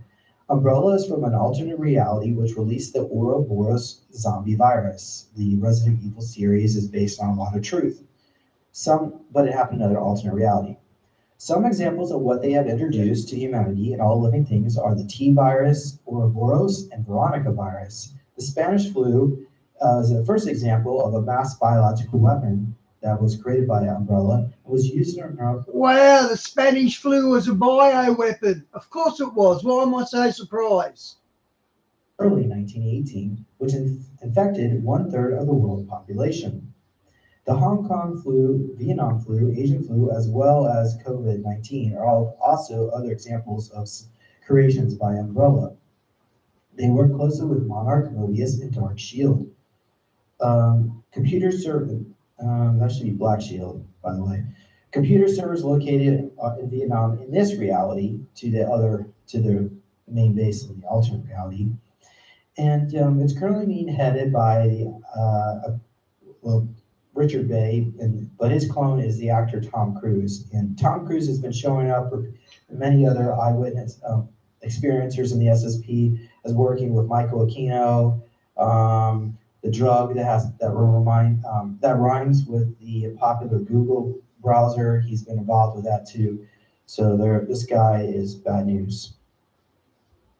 Paratroopers Division of the Fallen Angels Group. It's a subgroup under umbrella corporations with connections with Soros and Kissinger and facilities on Mars. Wow. They're experimenting on different compounds, mixing to create genetic hybrids. Wow. Five Star Corporation is controlled by Nazi bloodline families with bases in Russia, America, Germany, France, and Switzerland. Their headquarters is inside a mountain in Switzerland, and they also have facilities in Antarctica, the Moon, and Mars. This facility has many limos, black military helicopters, fighter jets within their premises. This group also wears black suits. Their members seem to belong to other different groups which share the same goals and plans, and they're highly connected to the Nazi groups there. But they seem to have connections with Shoreline Group and the Fourth Reich research labs like Area 51 and Los Alamos. George Soros also seemed to be tied into moving their money around. Shaw House is not a company or a corporation at all. This is a family-based club for its prominent members only ever since it was founded. Shaw House is located in central London with many entrances located near the Tower Bridge. Apparently they own many houses in that area, and they're all connected to an underground dome, which is, the dome itself is located in a pocket reality outside of our reality. So Heather Shaw, she's over there actually that's her clone, Vanessa Kirby, but that's what she looks like. She is the Sumerian goddess of the underworld, Orishigal.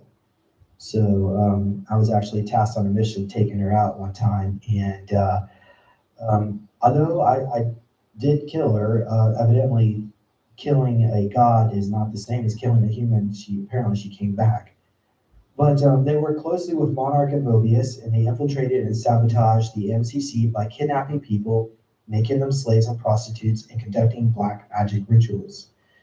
And they also control the British royal family. So we have a really big problem on planet Earth, and it's going to take a long time to clean all this up.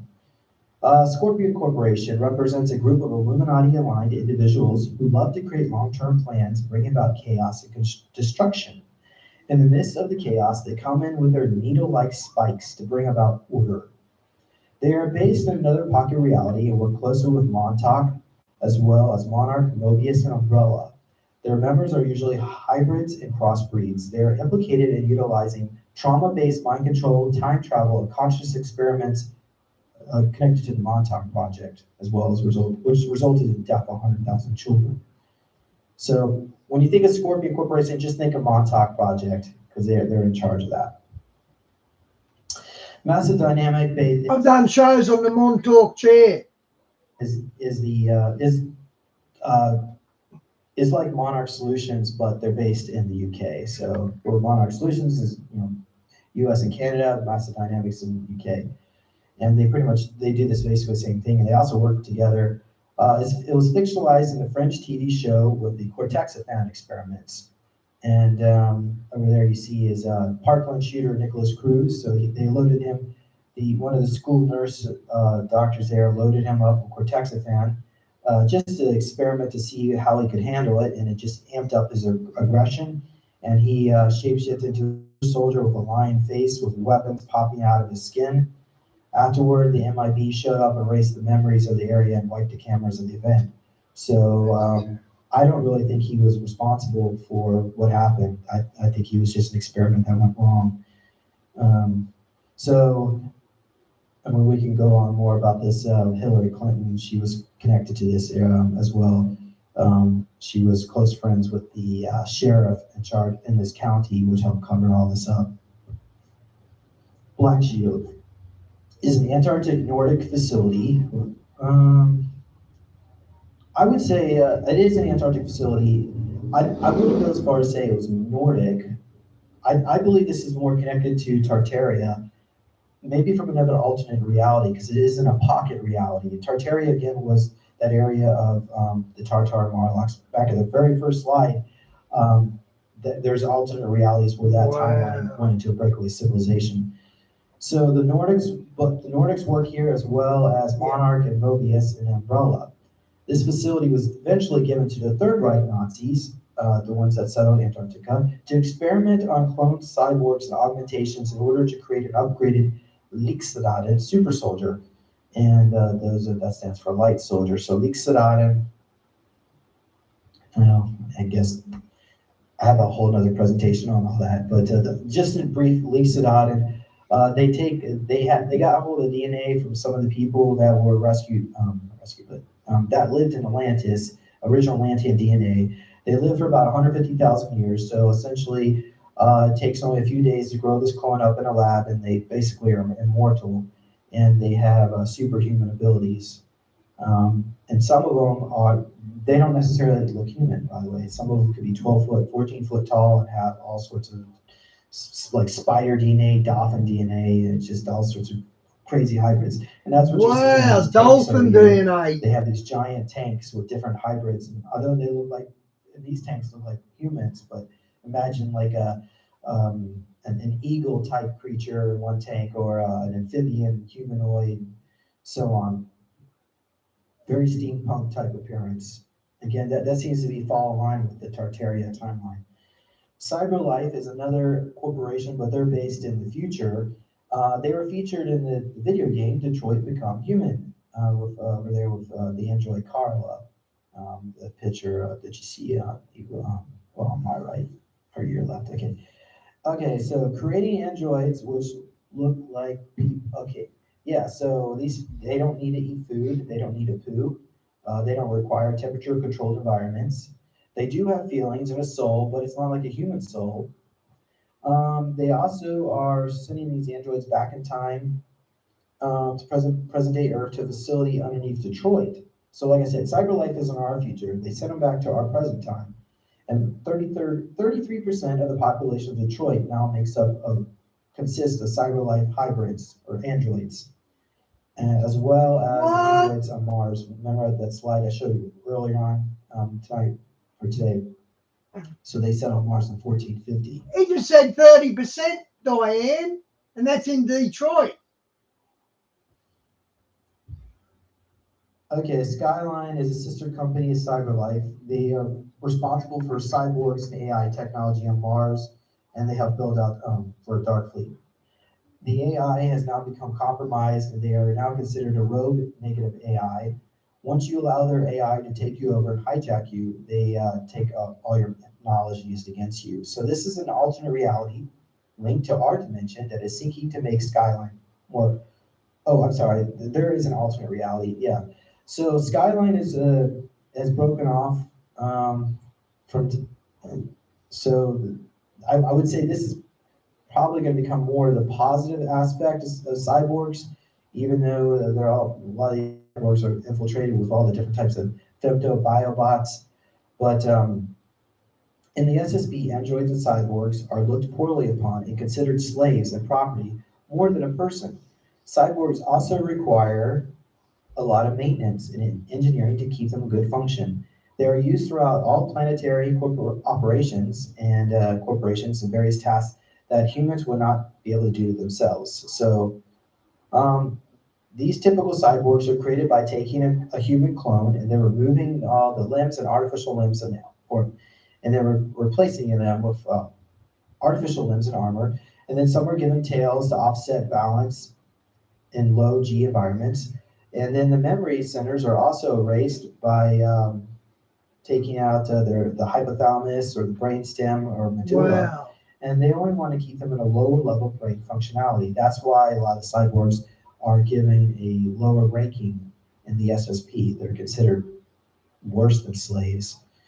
The goal is to remove higher cognitive function and memory so they can be sent on missions and not be aware of their missions.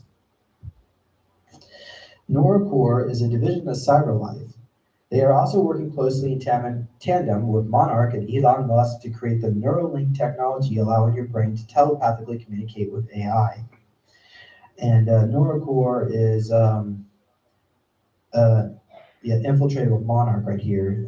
So they're putting biobots in this stuff. As soon as you put this stuff on, you become entrained by AI. The neural feedback device looks normal, but it implants femtotech in the host's body in the first exposure. Again, Monarch and Elon Musk it kind of gives you an idea who Elon Musk is working for. Okay, so now we're going into the Murkoff group. So the youngest company on the list was founded in 1923 by Alexander Murkoff. He was a crazy Soviet psychiatric medical doctor that was believed to be the craziest doctor who ever existed. The ultimate goal of this experiment was to create wall rider, which is a let me go on, I'm just going to be right here. They would take super soldiers they would extract their souls and connect it to like a group consciousness, which they refer to as wall rider. And this collective conscious or hive mind would become its own astral being. This entity is still active to this day on the vast energetic field present in the solar system.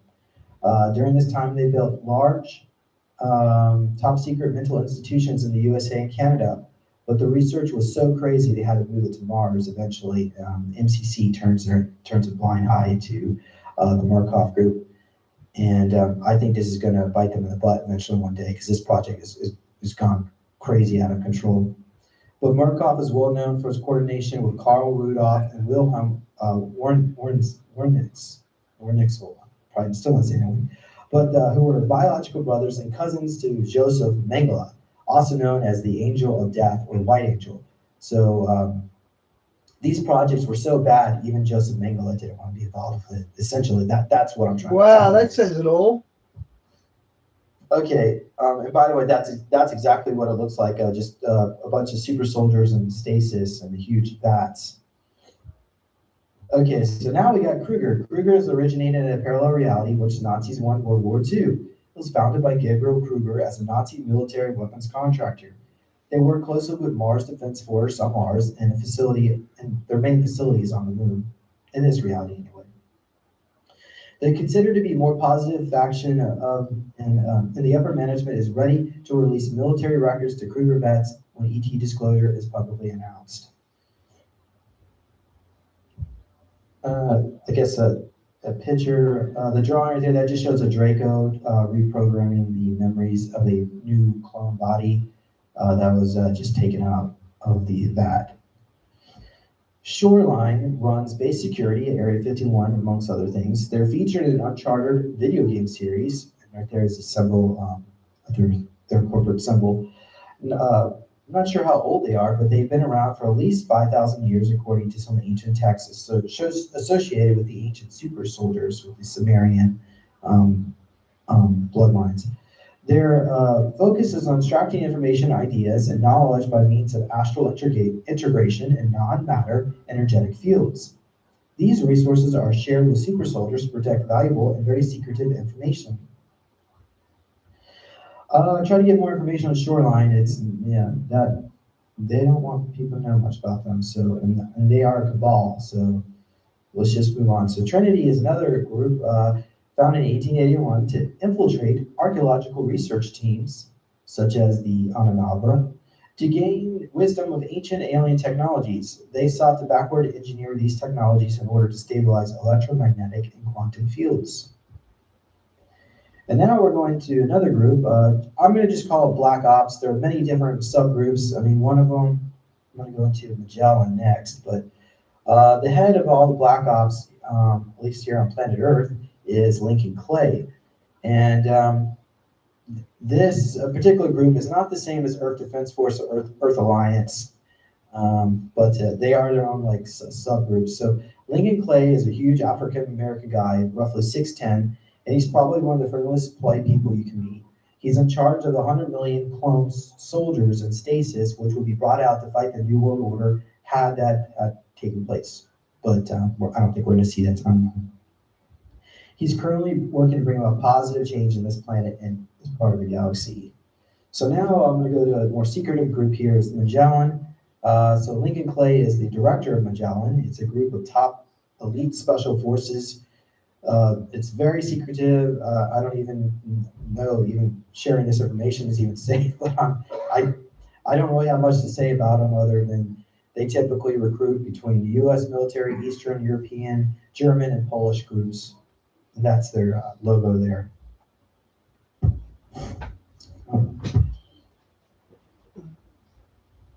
Why did that?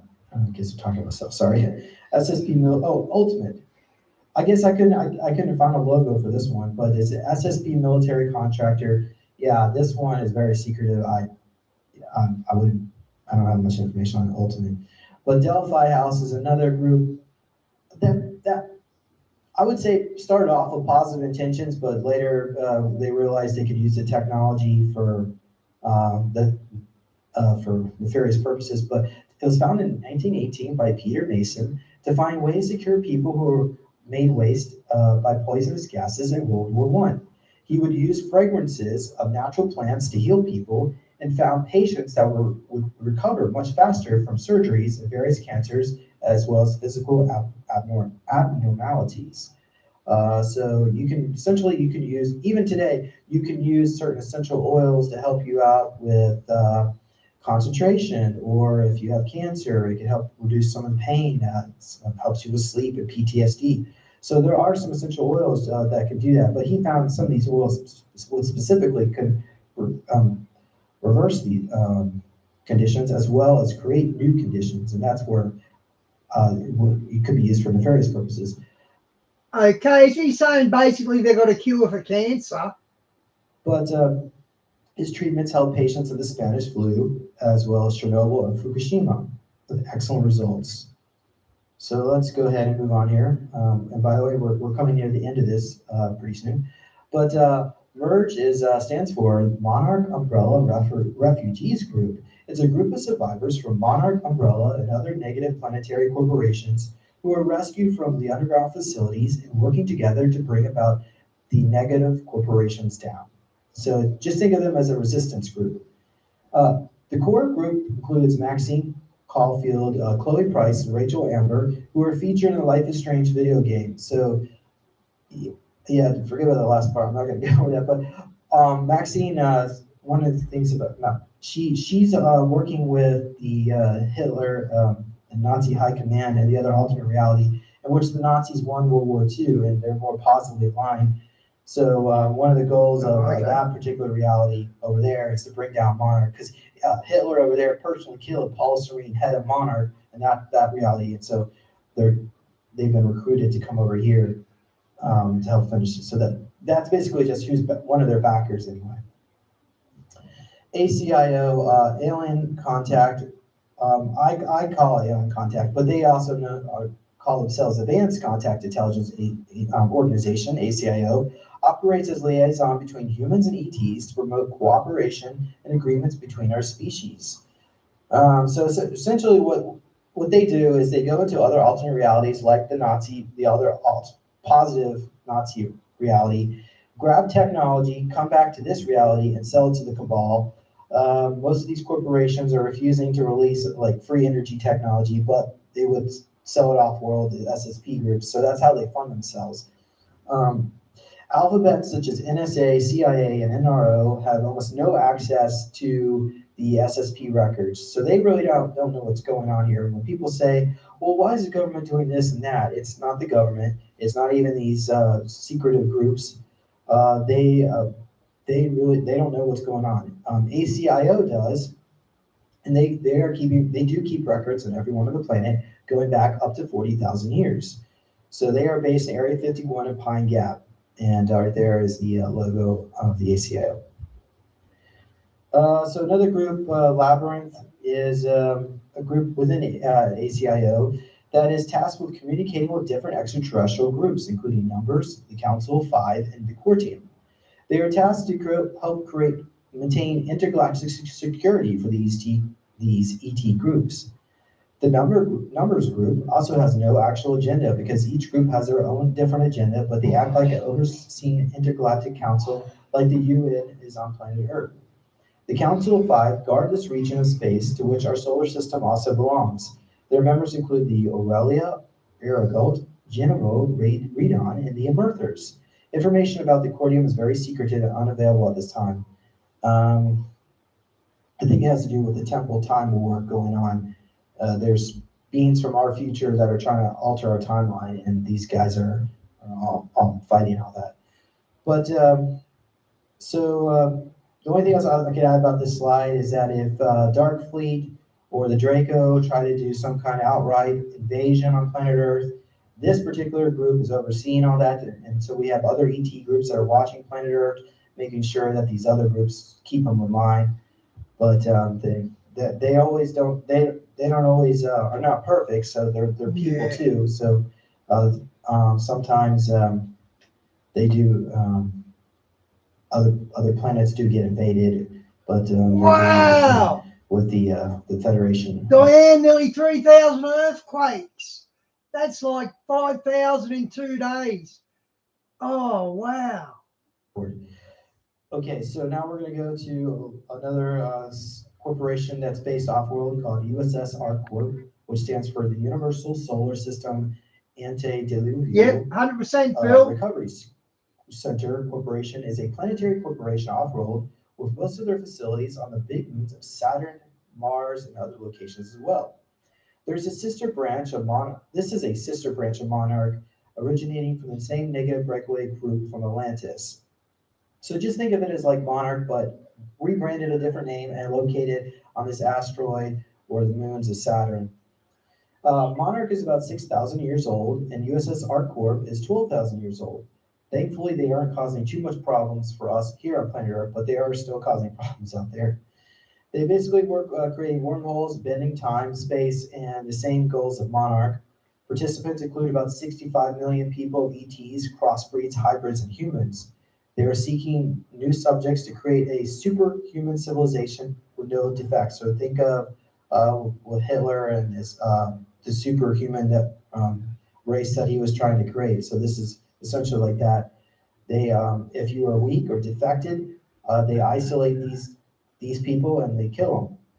So the idea of eugenics was imported here from ArcCorp by, imported to the Nazis. They are also part of the same galactic slave trade. And by the way, that's what their logo looks like. DARPA. So this is the last slide I have on the planetary corporations to show you. But DARPA is the Defense Advanced Research Projects Agency, founded in 1958. And again, this would have been roughly right around the time NASA was created. Remember, I was earlier on, I was telling you how the Germans had infiltrated all the board of directors of the corporations and technology being funneled to Antarctica. Yeah, so the Cabal needed their own group, like NASA or DARPA, to do. Phil, weren't the Catholics behind the destruction of the Library of Alexandria around 500 or 600 AD? Pretty sure the Catholics were behind that. And I bet they took what books they wanted before they burned it down. Their own research. And so they're tasked as the R&D division of the Department of Defense. They seek to apply emerging technologies, help equip the armed forces. That's their official type role. But DARPA is connected to the bottom of the barrel, bottom of the rung of all the planetary corporations. They get the scraps, the outdated technology from all the other groups that they subcontract to. Congress owes them about $3.4 billion a year, but they make about $20 billion off the books through subcontracting through groups like Monarch, Mobius, and Umbrella. And that's the end of my slide here. You can find more about me at supersoldiertalk.com, and there's my email address if you want to take a picture of it. You want to mention something. I also have my book over here, Lone Wolf. I've been spending about 10 years putting this together. I have all these planetary corporations listed here, and a little bit more description right up. Also, a lot more about super soldiers and some of my own experiences. So if you want a copy of this, this is $30. I do have some more books available if you want one. But that is the end of my presentation, or at least. So thank you, everybody. Does anybody have any questions? Yes? For instance, your last talk is about these off-world planetary corporations. And why did you choose the corporate structure in which to operate under? I mean, they're all under, are they just called corporations, and that's like sort of a front for them, or are they actual corporations with a corporate structure as in a board director? Okay, the audio is pretty bad there. Well, I can't comment whether or not they've been like registered on Dun and Bradstreet. I mean, even like the United States of America has been incorporated under Dun, it has its own DUNS number. But as far as these other corporations, just look at it this way. To settle a colony like on Mars is very expensive, and it costs money to... Diane, I saw something on Redacted, or Colonel McGregor or whatever, something like that. I can't forget where I'm going. Don't worry about it. At least initially, at the beginning of the breakaway process, you do need money to build, set it Oh, all that's up. right. That's what I was going to say. Yeah, they played it on Hot Mic, Chinese generals discussing that the Americans have been told to stand down from California to the Rocky Mountains. Did you post a link on that, Diane, or was that on Redacted or something? So America is organising to capitulate to the Chinese. So the colonies have to be profitable. There has to be a reason. And even if it's not traded in money, there's always other resources that can be traded. So there's always an interest in that. I'm starting to get like Biden and losing my train of thought, Di. So as far as the corporate structure, it's just easier to control through that top-down process as the money is funneled up and down through sub-corporations and so on. Are we trading with other worlds? The money has to be different. Is it electronic outside of this? Well, I mean, I couldn't really comment about that, but I do know, like, for instance, from Diego Garcia, they bring out all sorts of goods, and they trade that off-world. Randy Kramer has mentioned the two biggest goods that are exported, I guess, other than DNA in humans, would be children's clothing as well as booze. The ETs really like our yeah. And the children's clothing, a lot of ETs, they have, for instance, humans are very creative, and if you perfect something or you view something as being perfect, you're always a lot of people are going to tinker on that, and they're always going to try to improve on it. So with like clothing and style, that's a concept that's quite alien to a lot of these aliens. So and from their perspective, they may have one robe or one type of outfit, and they think that's functional and good. But with all this children's clothing that's being imported, they like the style, the texture, and so on. But and for obviously for aliens that can fit into that size. Diane, will there even be an election? That's still 12 months away, and look at the shit hitting the fan around the world. But most ETs are actually bigger than the human size. 12 foot tall is the average. Interesting. Oh, yeah. And do you like electronic? exactly that crypto? And Well, I mean, it's rumored that Bitcoin was an algorithm that was sent back in time in order to crash the Federal Reserve or replace it. But as far as what direction the crypto, at least what I heard is that eventually the monetary system in the United States is going to implode. And then when that happens, the hedge funds, which own a lot of Bitcoin and crypto, are going to sell that, and that will cause the crypto to crash. And then at the end, when everything's crashed and the whole economy's imploded, that's when you need to buy the crypto, because Bitcoin will go to about $100 million of Bitcoin looking into the future a couple years from now. Well, I'm hoping XRP does good issue, but. Anybody else have any questions?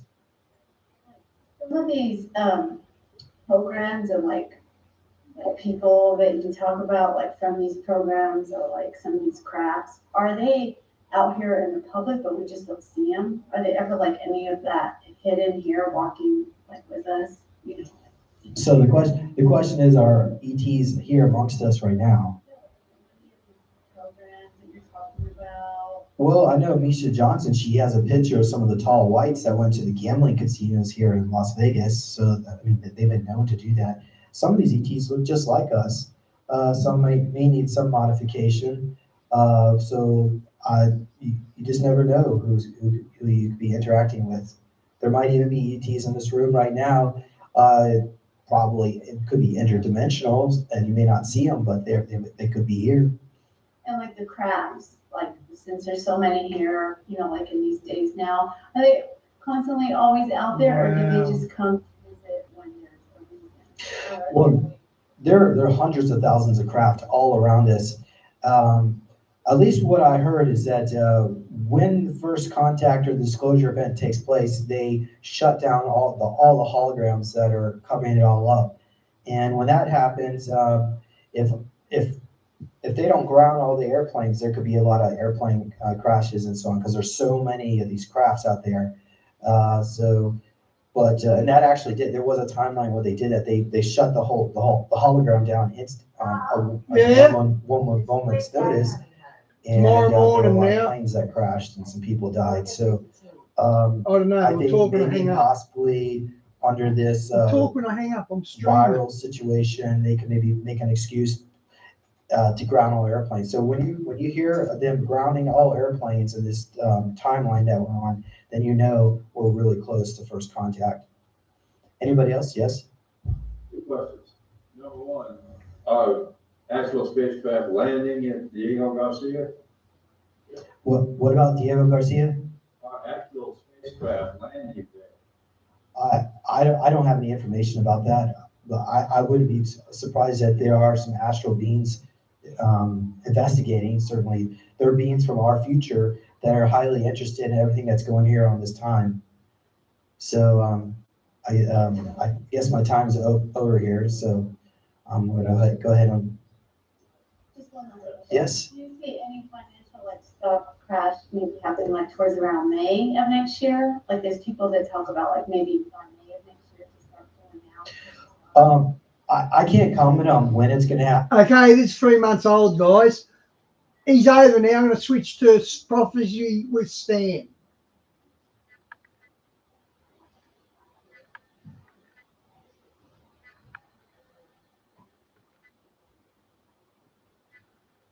Going to bring you today is even more scary, because they're saying that they might just go ahead.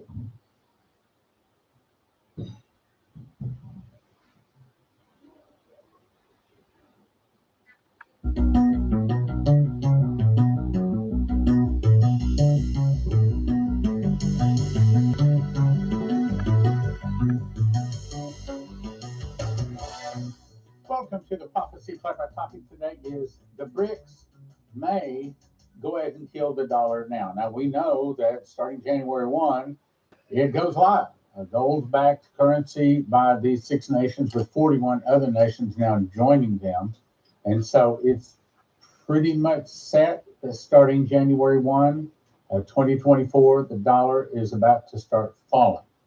But the information I'm going to bring you today is even more scary, because they're saying that they might just go ahead and do it now.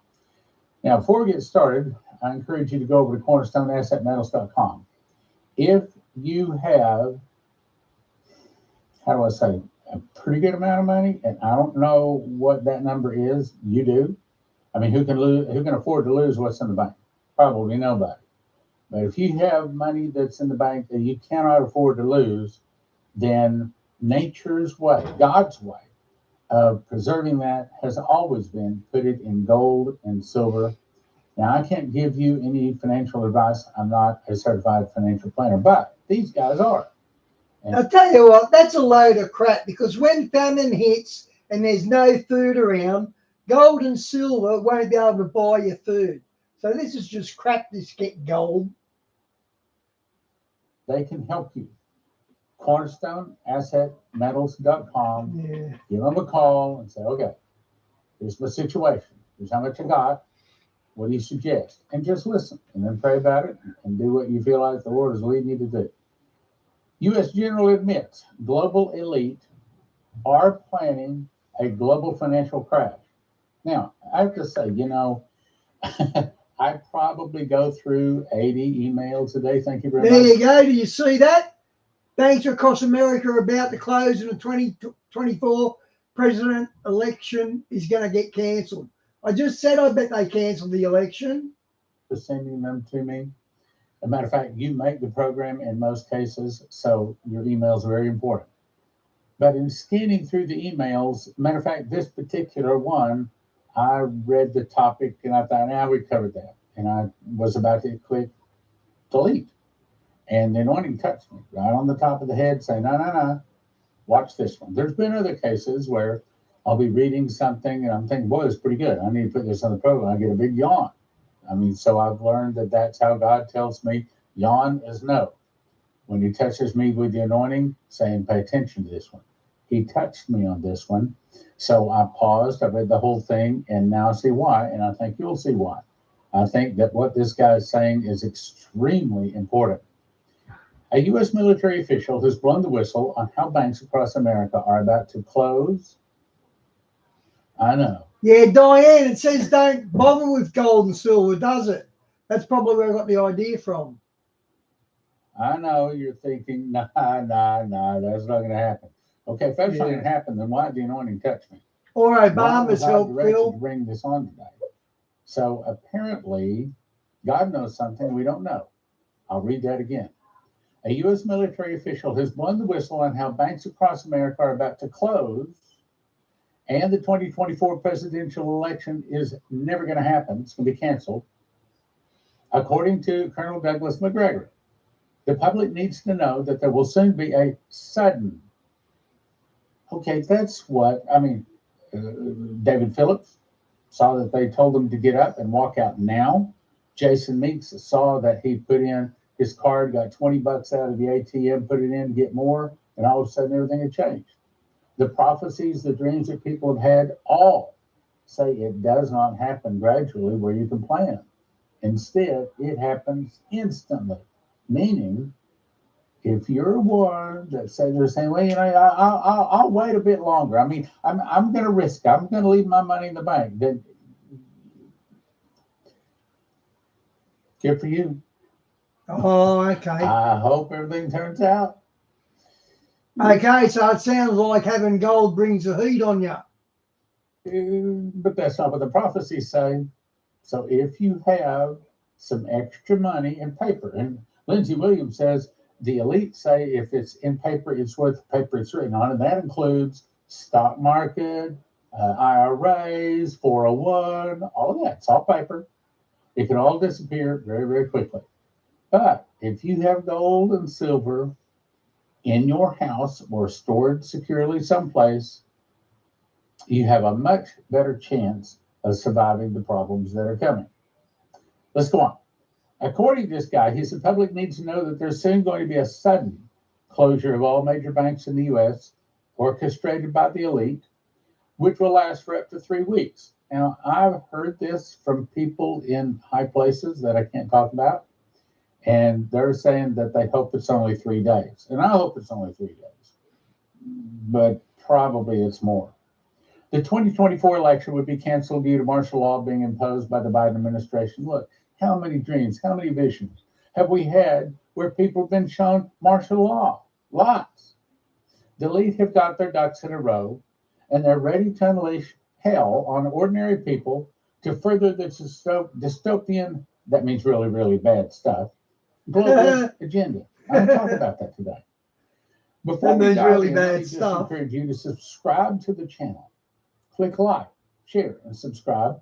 That way, it sends it out to more people. We're also asking people to join Prophecy Club automatically, $9.90 a month, so that when the trouble hits, your Prophecy Club can still be around. The globalist elite are back to the article. Globalist elite are orchestrating a plot to crash the banking industry, leading to global financial meltdown. No, they wouldn't do that. Oh, yes, they would, and they will do that. They've been telling us they're going to be doing that for, I don't know, how long, at least 70 years? I'm going to show you, Sky, he lays it out real good. Why would they do this? Because their agenda is failing. The people are waking up and they're getting increasingly desperate. And that's what Hal Turner says. That's what Benjamin Fulford says. So there's a lot of sources saying the same thing here. He says, what we're seeing is a push towards global government that is being camouflaged and cloaked in the stuff called humanitarianism, multiculturalism, as well as manufactured globalist wars, manufactured threats such as global warming, pandemics, condition the public into accepting a one world government. Okay. I know they've been talking about this world government for a long time. It's never going to happen. Not only does prophecy say it's going to happen, but it is God's will that it will happen. And he has told us such. Oh, really? Where? Well, just so it happens, I'm ready to show you. So you jump down here to Revelation 17:12. And the 10 horns, that's where they've divided the globe into 10 global regions. Each horn is a ruler, which thou sawest are 10 kings. These have one mind and shall give their power and strength unto the beast. In other words, I believe that they're going to turn out all of their nuclear weapons, all of the military over to the Antichrist. These shall make war with the Lamb. That's Armageddon. Okay, this is God's plan to gather the elite, to gather the evil people together in one spot, just as I read the other day, is like gathering prisoners into a pit. Okay, God is gathering them together to make their annihilation a little easier. Does that make sense? These shall make war with the Lamb, and the Lamb shall overcome them, for he is Lord of lords and King of kings, and they that are with him are called and chosen and faithful. That's us, okay? Now here's the next part of it. For God has put in their hearts, in other words, God put in the hearts of these evil elite to form a world government. It's God's idea. God has put in the hearts to fulfill his will and to agree to give the kingdom unto the beast until the words of God shall be fulfilled. It will happen. You will see a world government, I believe, in our lifetime. Let's go on with the article. For this to occur, the elite, he says, are planning to create a global financial crisis, the likes of which the world has never seen. They've been telling us this. Out of the ashes of this financial crisis will rise the phoenix of is a new international economic order. This is the symbol that they use, a phoenix out of ashes. The word is ordo ab chaos. So let me explain what you're looking at. This is one of their many Order out of chaos. designs. However, I want to show you something you probably haven't seen. Okay, so this ordo ab chaos.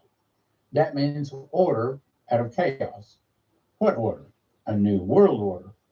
Out of what chaos? A chaos They they create. created. That's what he's saying here. He says that they're going to see here, right here, create a global financial crisis, the likes of which the world has never seen. So it's like the old saying, if it's not broken, don't fix it. So that's what they have to do. They have to break the entire world's financial system. But if you have gold or silver or something like that, you're in a much better position. And by the way, I know there's some people who say, yeah, but they're going to throw the gold and silver in the streets. Yeah, but that doesn't happen until Armageddon. Okay, so gold and silver is God's money. When I wrote the book, Secret Door to Understand Bible Prophecy, God arranged to put 7 Okay, I don't know about that. 1-ounce gold coins in the mailbox at the Spirit of Prophecy Church and arranged for Leslie to find them. And I think God was saying, okay, Stan, you really did memorize the book of Revelation. You really did write it into a book just like I asked you to do. So I'm going to pay for the printing of it. And he did. And by the way, he gave us like $125 more than what it took to actually print the book. In other words, God paid for the printing of the book. secret door to understand Bible prophecy, prophecyclub.com. Now, let's go back to what he's saying here. All right, ordo ab chaos. So it says order, a new world order or a world government out of a chaos they create. Now, let me show you something. I've been doing little studies in Hebrew. See this symbol here? That is called a sheen. Now, in English, A doesn't mean anything. B doesn't mean anything. C doesn't mean anything. But in Hebrew, Aleph, Bet, Dalet, Gamel, all of those have meanings. Not only do they have that, but they have a tone. They have a number to each one of them. And they have a picture. Now, the picture for the sheen is teeth. Okay, that's what the sheen means. So if you look at that, that kind of looks like teeth. Then this here is a, see, I need to study some more. I'm going to remember though. A Zion. Now, a Zion is a picture of a, what do they call those? A skiff.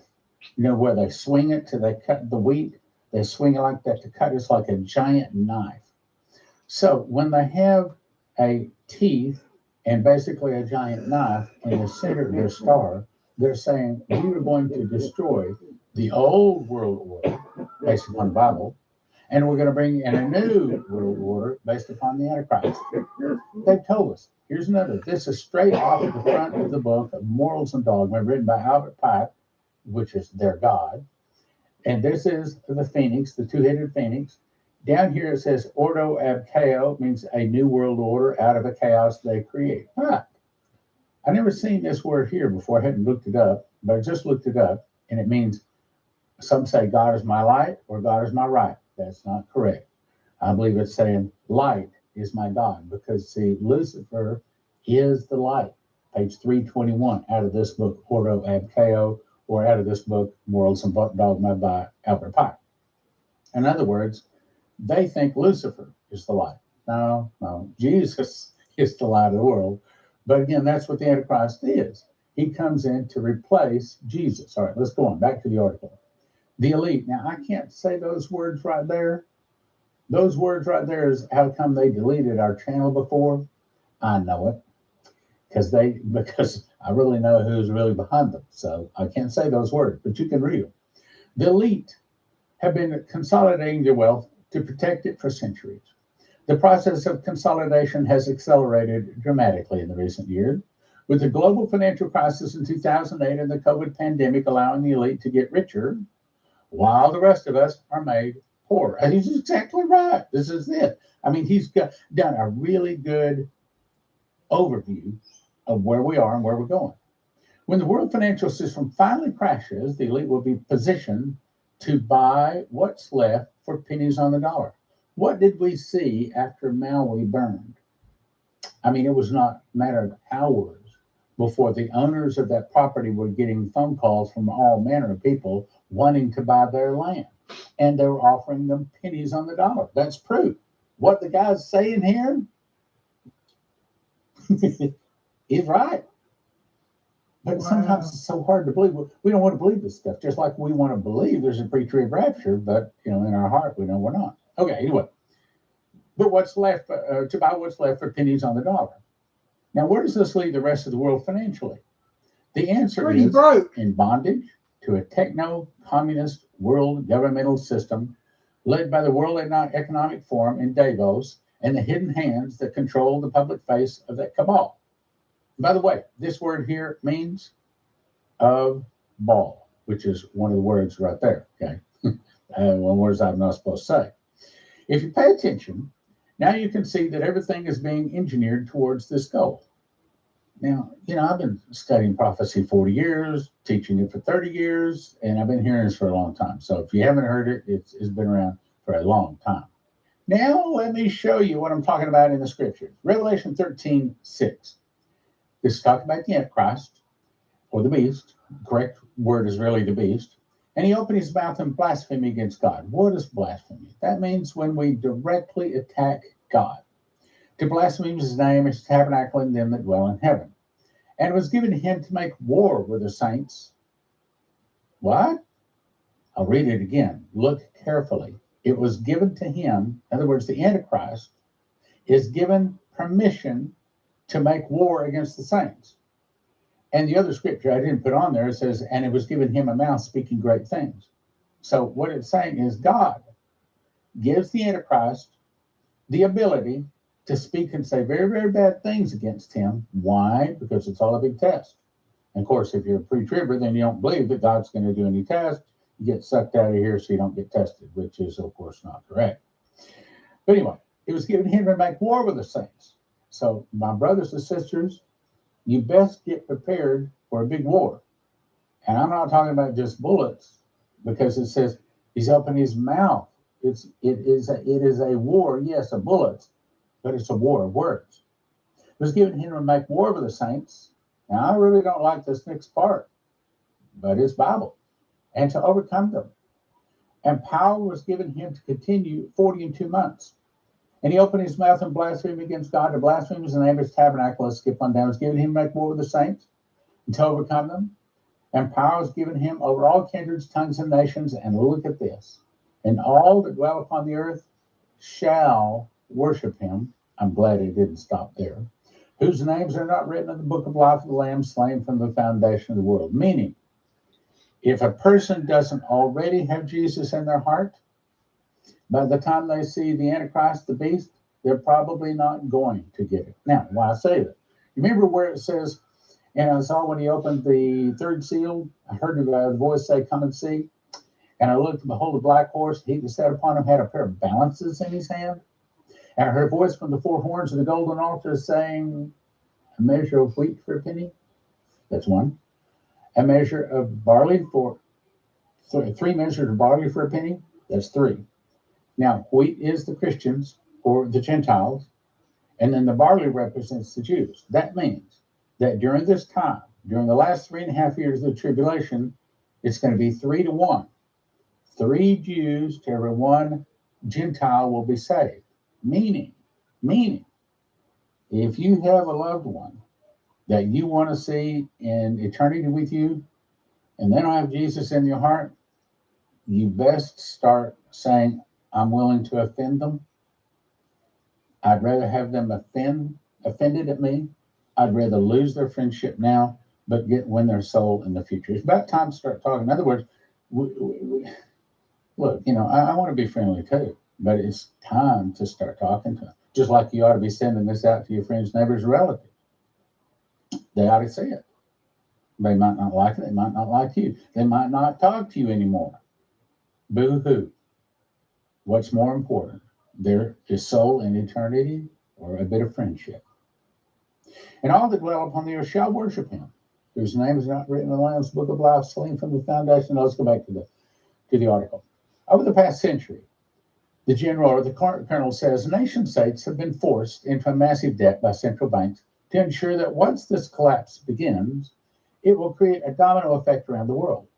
We are currently seeing a shift towards a cashless society, true, with the WEF infiltrated states like Australia leading the way.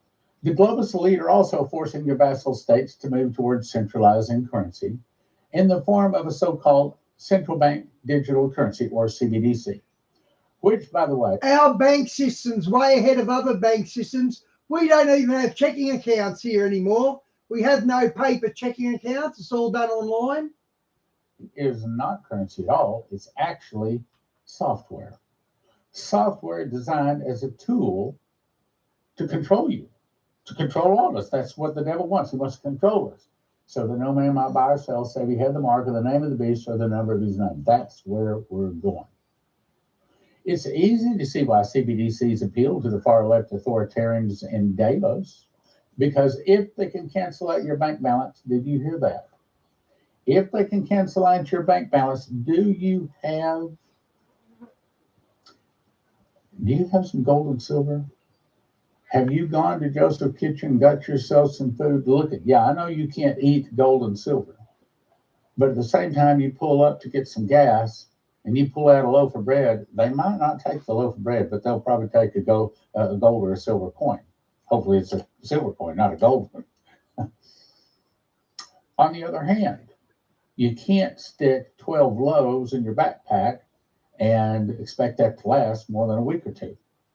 In other words, there's a place for gold and silver, and there's a place for Joseph Kitchen bread. Go to josephkitchen.com.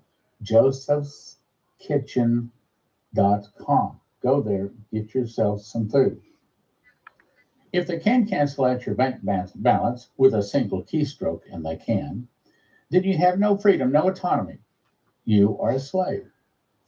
True, we're slaves. We're slaves to the international bankers, the cabal. Slave to the system and completely beholden to the elite. And the elite are becoming so arrogant. Now they're even admitting their plans openly. And the fact is, it's all about social control. They want to control you. That's what they want to do. They control you. Just like they're buying up all kinds of businesses because they want control over them. The article goes on to say, in case you think this is a wild conspiracy theory, and that could never happen here, you should be aware that the elite are quietly and deceitfully making moves to centralize currency right now. You better listen. Better listen to this guy, know what he's talking about. He centralized currency right now in the United States without any public discussion. For example, Governor Kristi Noem of South Dakota caught them trying to change the definition of currency by burying it in the fine print of a 100-page bill. She joined Tucker Carlson before he was canceled by the mainstream media to send a warning to us all that we need to wake up to the agenda and fast. Well, I appreciate Kristi Noem for finding that, and I'm very, very glad of it. But the problem is our real protector, our real high tower is supposed to be Jesus. So since America has walked away from Jesus, he's not protecting us like he used to. Instead, he's watching over us for evil, just like it says in Daniel chapter 7 or 11. Watched over them for evil, to bring the evil upon them. Back to the article. The globalist elite are allowed to carry out their plan, if they are. And by the way, as I said, God allows it. If the globalist elite are allowed to carry out their plan within the next few years, most people will have lost their savings. That's the reason you want to have gold and silver. I mean, you can't store up bread. You can store up Joseph Kitchen wheat, though. It comes in these plastic pails, and it's good for 25 years. So, I mean, it is by famine food. They will own nothing. They will be forced to pretend to be happy because the elite will have total control over whatever paltry funds the public have been allocated by the techno-communist elite. Most of the world's major institutions were created with this goal in mind, from the United Nations to the International Monetary Fund, the World Bank, institutes like Cato, Balfour, Brookings Institute, all of them. We know that there are some prophecies that are heading our way. 14 say the dollar is going to fall. Are you listening? CornerstoneAssetMetals.com. Okay, he's pushing his products again. I'm going to hang up, guys. God bless.